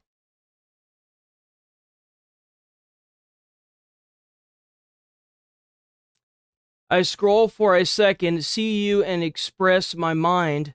I have been here for 30 seconds, and I'm going to keep going. So, well, I mean, that's crazy because you seem to be one of those generational crash outs. I mean, you showed up to 4 streams, and you've been nothing but a nuisance to everybody here. Do you think anybody in this channel or on this platform gives a flying fuck what you think or feel? There's a reason why the United States Army is bombing the shit out of a foreign country. It's specifically because they don't care or give two shits and one fuck about what you think or feel. And it's a beautiful day. As an American. It is. And you know who else doesn't give two shits and one fuck? Me or anybody else that is a constant viewer. I'll continue to make money, and you could sit there behind your keyboard because you lost your job, Karen, or third welder. How about that? President Trump says the U.S. blockade might end up being more powerful than the bombing, as the blockade is estimated to be costing Iran up to hundreds of millions of dollars in losses per day. The president says, believe it or not, the U.S. is on better terms with Iran right now. He thinks a more permanent deal is coming, and the ceasefire may not need to be extended. I can tell you, maybe it'll happen before that. I'm not sure it needs to be extended. Just so you know, Iran wants to make a deal, and we're dealing very nicely with them. We've got to have no nuclear weapons. If we do, that's a big factor. And they're willing to do things today that they weren't willing to do 2 months ago. The president also announced a 10-day ceasefire between Lebanon and Israel. The two countries have been at war, at odds for decades. President Trump says he has invited Israeli Prime Minister Benjamin Netanyahu and the president of Lebanon to the White House for a meeting as well. And here in the Middle East, we are monitoring the increasing potentiality that there will be peace talks in Pakistan. The president said yesterday on the potentiality that there will be peace talks in Pakistan. The president said yesterday on the White House lawn that if there is a deal made in Pakistan, he may go there himself. Back to you guys in New York. So, Matt, have they stopped bombing Hezbollah too, or is it a truce with the Lebanese, but they're still going to target Hezbollah? Do you know? My understanding is that it is a complete ceasefire, that there is no bombing happening right now, Brian. I'm not on the ground there. You know, Trey Yinks is doing excellent reporting from there as well. Yeah, people were on the streets celebrating. We did see that video. We were showing some of that. Thank you so much. Yeah. They're still in part of Lebanon. So because they took it because that's the area that the Hezbollah had occupied that allowed them to bomb the northern part of Israel. Separation. I mean, from the very beginning of this conflict, the Lebanese government had been telling Hezbollah to stop, stop doing this. And so I think what you're seeing now is a coalescing with the administration strategically to put pressure to saying, hey, we're going to work with the American and Israeli government to target the terror cells if they don't stop shooting rockets over. But I think what's so clear is for the first time to have Lebanon and Lebanese leaders and Israeli leaders talk and then have a ceasefire by saying, just doing that, you're isolating the terror group. Because Hezbollah has representatives run for office in Lebanon, and they'll go into the parliament, and they'll say, oh, they're part of the political process. But they're really representing the terror group, which is fully supported by Iran. So now what Israel's been trying to say is, we have traditionally no problem with the Christians that, for the most part, made up. Oh, yeah, big surprise. Yeah, no shit. And the problem was when Hezbollah came in, financed by Iran, and started bombing us. So the problem was never with you, but we never did that until President Trump picked up the phone and said, guys, let's have a ceasefire. Rubio said, let's have a meeting. So things are changing in real time. Keep your fingers crossed. Yeah, the president talked to the president of Lebanon. They have until what, next Tuesday? Or something like that? Clock's ticking. Twice. President also is teasing that he might even go to Pakistan to sign this peace deal in person. And the president says that they have agreed to some of the deals, possibly handing over enriched uranium, which would be the goal here. So, and he's, they keep saying we could do this the easy way or the hard way. We heard Pete Hegseth say that yesterday, Secretary of War. And there are threats that if you don't give us the enriched uranium and you don't open up the strait, we could take or destroy Karg Island. So one nation that has had our back, both with boots on the ground, as well as intelligence when it comes to the Mossad, is Israel. I don't care what podcast tells you this. Hey, you know why? Because they've been forced to live next to them for 47 fucking years, and they've been a problem for 47 fucking years. So big surprise, They've already got everything lined up. Or left that Israel is forcing us to do something. They are our friend in the Middle East, and they have been fighting terror cells for a long time.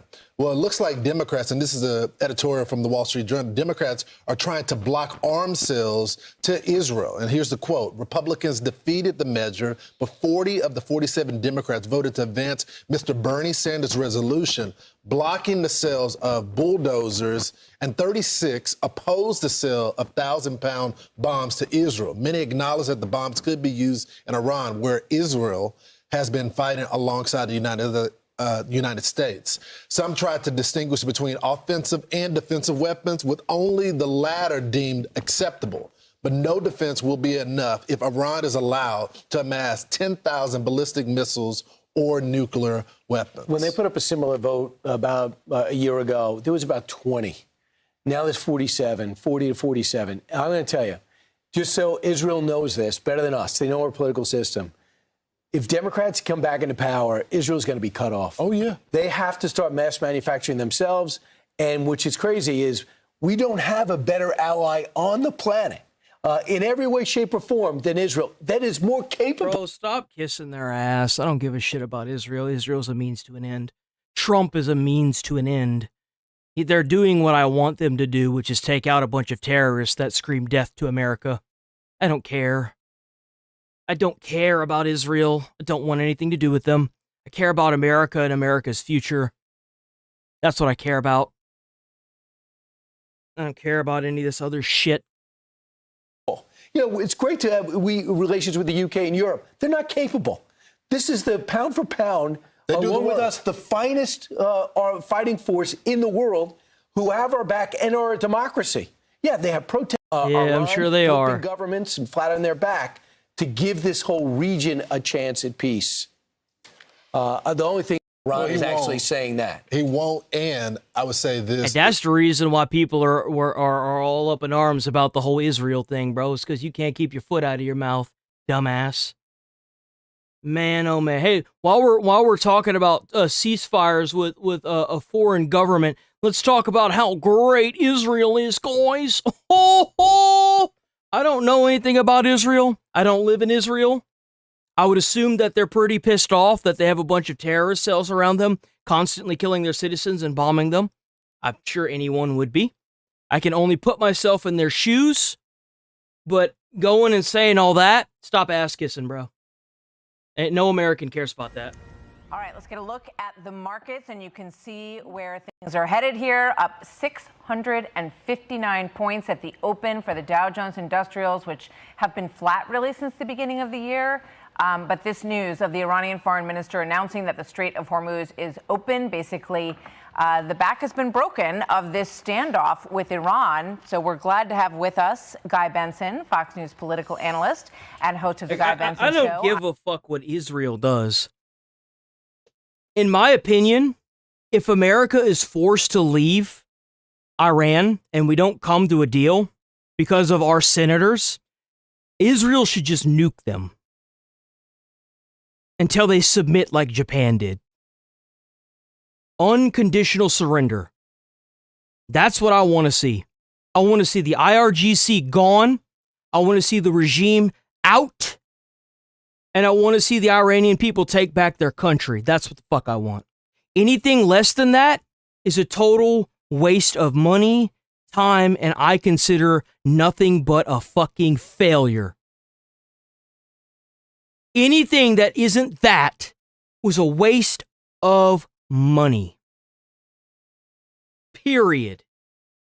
On Fox News Radio, and David Asman, Fox Business anchor. Gentlemen, great to have both of you with us. David, let me start with you. Your reaction to what we're hearing and to the open of the market this morning. Well, the Iranian got kind of topped out because everybody says that's why the markets are doing well. No, the markets did well when gold went below $90. That's when markets began to do well. It wasn't so much that they got a sense of what the Iranians were going to say about this, but it was just they were looking at everything that happened. I mean, we've talked about this, I peeked in right before this hit, and I think that this just shows that Trump won. Trump won and the Arab nations won. The Arab nations with which we've been united since his first term won as well because they saw Iran as the main enemy. Iran lost, China lost big time. They were losing money. They didn't want to switch to another supplier because they'd have to pay a lot more. The EU lost because they didn't pitch in to help at all with this. And I think Democrats lost, the one who were just totally over the top, saying there's no way this is going to. The blockade was a brilliant move by Donald Trump. That united the United States with China. It united the United States with the EU that didn't have enough jet fuel, for goodness sakes, because of the block. So in the end, you may prove to be right with everything you said. However, the war is not over. Just a couple caveats here. The blockade stays, which means Iran could continue to be starved of financial money, any sort of economic lifeline. The regime is still in power. We don't know the fate of the nuclear dust or the fate or the future of its nuclear program. What we do know is that the ceasefire in Lebanon between Hezbollah and Israel, that was very important to Iran. So that is in effect as of today for the next 9 days and counting, 10 days total. Guy, where do you think we are? I agree. You on David's team? I agree with David that the blockade has been a huge success for the U.S. military and a brilliant stroke by the Trump administration. I also agree that it appears that the Iranians have blinked here in a very significant way. I think it was all planned. I think it was planned from day one. I think that America and Trump's generals wanted them to take the Strait of Hormuz. So that way, once it was ratcheted down on and made into a checkpoint, America could take over that checkpoint, defuse the bombs, and decide who gets what. I think it was by design.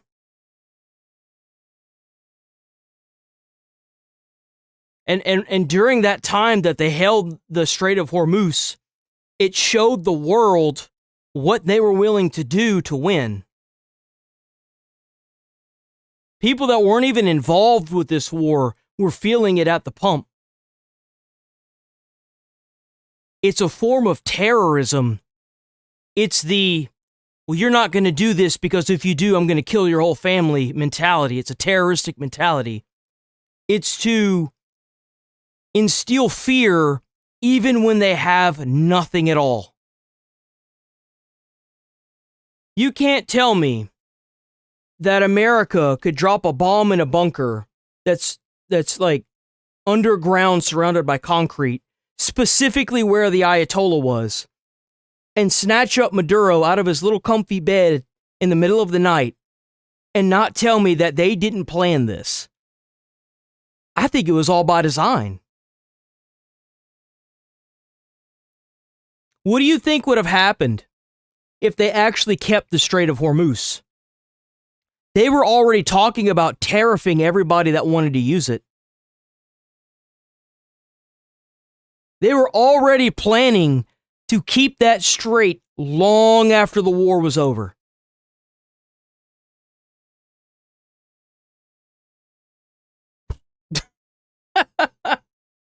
That being said, to echo one of your previous guests, I take everything with a giant chunk of salt from Iran. They say many things, they lie all the time, so it's a trust but verify situation.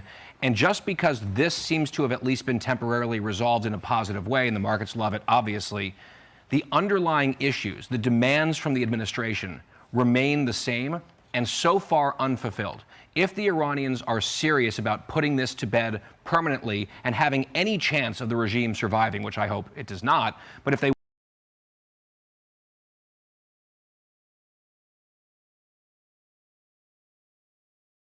Do you believe they had nuclear stuff, yes or no? They said they had nuclear stuff. They even said they were going to start making bombs. It's a proven fact. What are you talking about?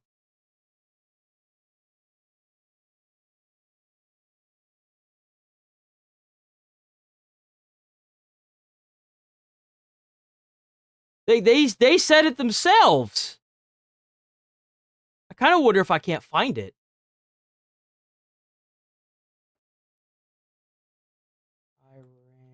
It's not, but if they want this. Oh, for fuck's sake, come on.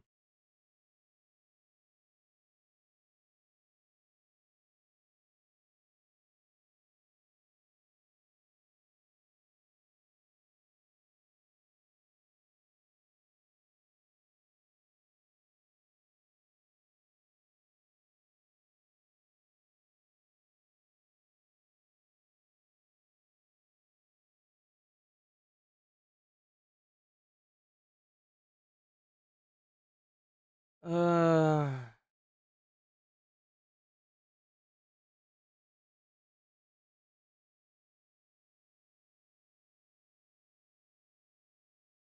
even still have the enriched uranium.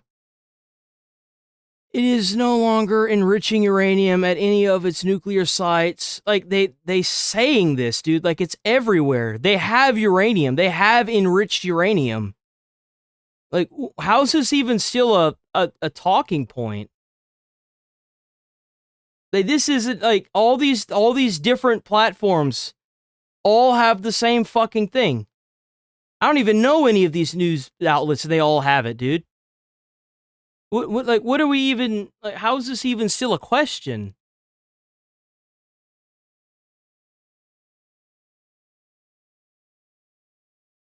How's that even still a talking point? We really, like, dude, you're a few bandwagons behind, bro. Like,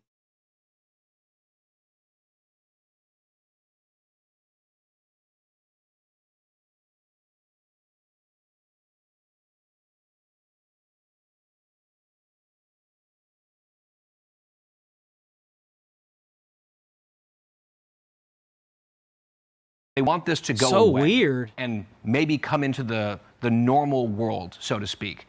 They need to completely abandon their nuclear programs, totally. They need to give up what Trump calls the nuclear dust. They have to forswear terrorism. So anything that's above 6% is weapon grade.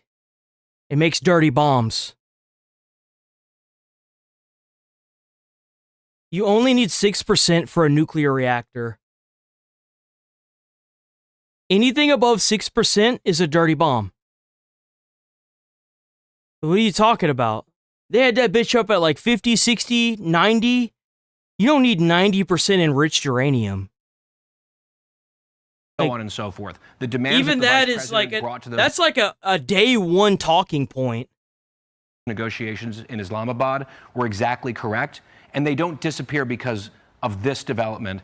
I hope that the pressure has now squeezed them so hard that they're willing to get serious. This seems like a cause for cautious optimism, but I'm still waiting and seeing what happens next. Yeah, I mean, it's great news for the market. It's great news for the opening up of the oil markets, for transit in the area. You saw this very strong statement from Dubai, also basically saying, we won, we took the hits, because this is the first time we've seen some of these Gulf states, sort of. They don't have it because we blew up their facilities.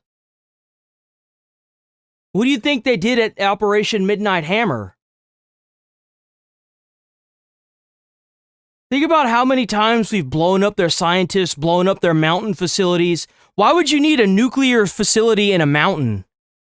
We don't have any of our nuclear reactors in a mountain.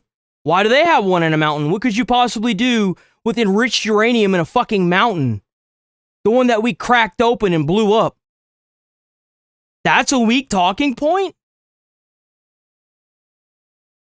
You cooked?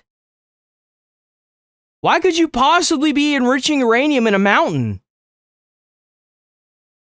Mobilized their own defenses. They were hit. They stood by the United States in this blockade, and I think we do see a very new alliance, or a solidifying of that alliance between the Gulf states and Israel and the United States. The last thing you said is the most important. Saudi Arabia may use ports in Israel now to move their oil. I mean, how extraordinary is that? Also, the other thing that's very different about this oil shock, the past ones, we were at the mercy of the oil sheikhs. At this time, the whole world is at, I don't want to say at the mercy, but is dependent on what the United States does. Yes. The U.S. has become the key energy supplier and mover for the whole world. That's right. The only people who are still suffering are the... Let's be honest here. We already were. I mean... the Iranian people. Yes. Many they just solidified it, that's of all. Whom are still in prison. You know why? You know why that is? Who do you think enforces national water, which, by the way, is where the Strait of Hormuz is? That water is national water. Who do you think, what navy do you think enforces national fucking water? It damn sure ain't the British Royal Navy. No. It's America's Navy. That's who. They don't take the Strait of Hormuz because they're scared of America's Navy. And rightfully so. They should be. They should be fucking terrified.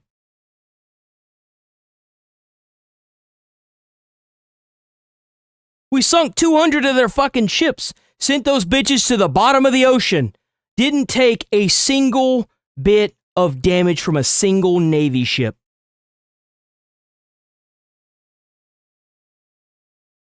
We, Americans, Navy men, military, we maintain the balance and peace in this fucking world. Not NATO. NATO's a fairy tale at this point. Ain't no fucking union of peace with NATO. NATO's a joke. NATO was made whenever a lot of people didn't want to go to war again. It was a way to pull a whole bunch of people in all at the same time for this protection bullshit. God forbid a race of people decides to scream death to America for 47 years and we finally step in, right? As they're making fucking nukes. Come on, guys. Come on. Oh, but war crimes. Well, who enforces the war crimes? How you gonna get the guy? Come on. What a joke, man. Online to be executed in the streets in Tehran, and they want this regime gone. They want all of this to hurt the regime so deeply that they can't survive, Guy. Which is the hope, which is the goal for the people of Iran. We're praying for them. And it's so important, as you do on your show regularly, Martha, to highlight the barbarity of this regime vis-a-vis the people of Iran. The world screamed about Gaza, often dishonestly, when it came to civilian casualties. A lot of those same people notably silent about the people of Iran, and that's sick. Okay, so, one more note on this. Economically, as we mentioned here, West Texas crude is down more than 10%. Just in the last 45 minutes. So the markets are moving. That's okay. That's okay. That's okay. Let it go above $6 a gallon. I know it sucks right now. But just imagine if the IRGC surrenders and the Iranian people take over that government and we take 50% of every drop of oil that comes out of that country. Bro, you ain't never seen them gas prices. Just imagine 99 cents a gallon. Brother. It's going to make it worth it. Let me tell you what. There's a chance that it could go below 80 into the 70s today. Well, There's a possibility. We It's would in the like low that. 80s I think the break even right now is $60 a barrel is what they're saying. David, Yeah, thank damn, you. now gas prices are going down because we own the Strait. Holy shit, look at that. Man. Be sure to like and subscribe for all the Fox News. Well, don't you just love to see it, boys?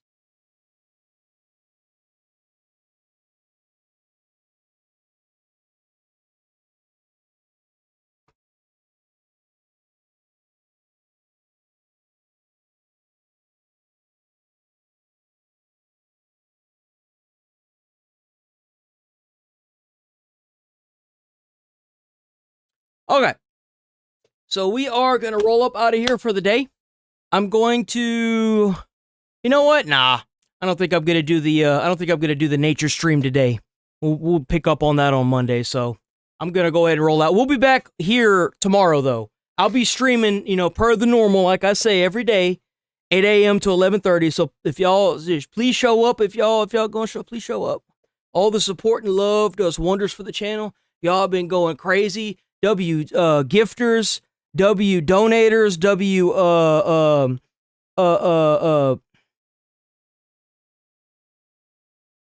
channel members, W constant viewers and subbers. Please sub to the channel if you haven't yet. Thanks for hitting like on on the stuff and leaving comments. I haven't been getting around to it because I just been playing a lot of games lately. And yeah, that's why. And I've been just trying to distance myself once I get off stream and finish up my work as much as possible. So that way I can come back with a nice fresh brain the next day, Let me get the music going. Let's see here. Hold on, let me get that music going. Okay. So yep. W all the viewers, W all the new viewers. Y'all are awesome. Even W to the people that don't really have a brain cell commenting, thinking that they're going to change anything. Believe it or not, you're also helping. Thank you. Stay safe out there. Stay friendly. Stay away from crazy people. You might catch it, and then we might end up pulling you up and making fun of you. Stay, I would say stay in school, but I mean... I try to put a smile on someone's face. You might change their whole day or their whole life. You never know. I'll see y'all tomorrow. Have a good rest of y'all's day. Peace. But I don't know if that can erase all the past and the pettiness. A reflection of the emptiness. Hilarious, you think you're worth my time, you're delirious. Mysterious, because you hide behind a fake exterior. Inferior, you know I'll always be a bit superior. Get off of me, this ain't no humble brag. I want you to hear words, you can say them back. I want you to feel free from the chains that last, and to believe in what you got. It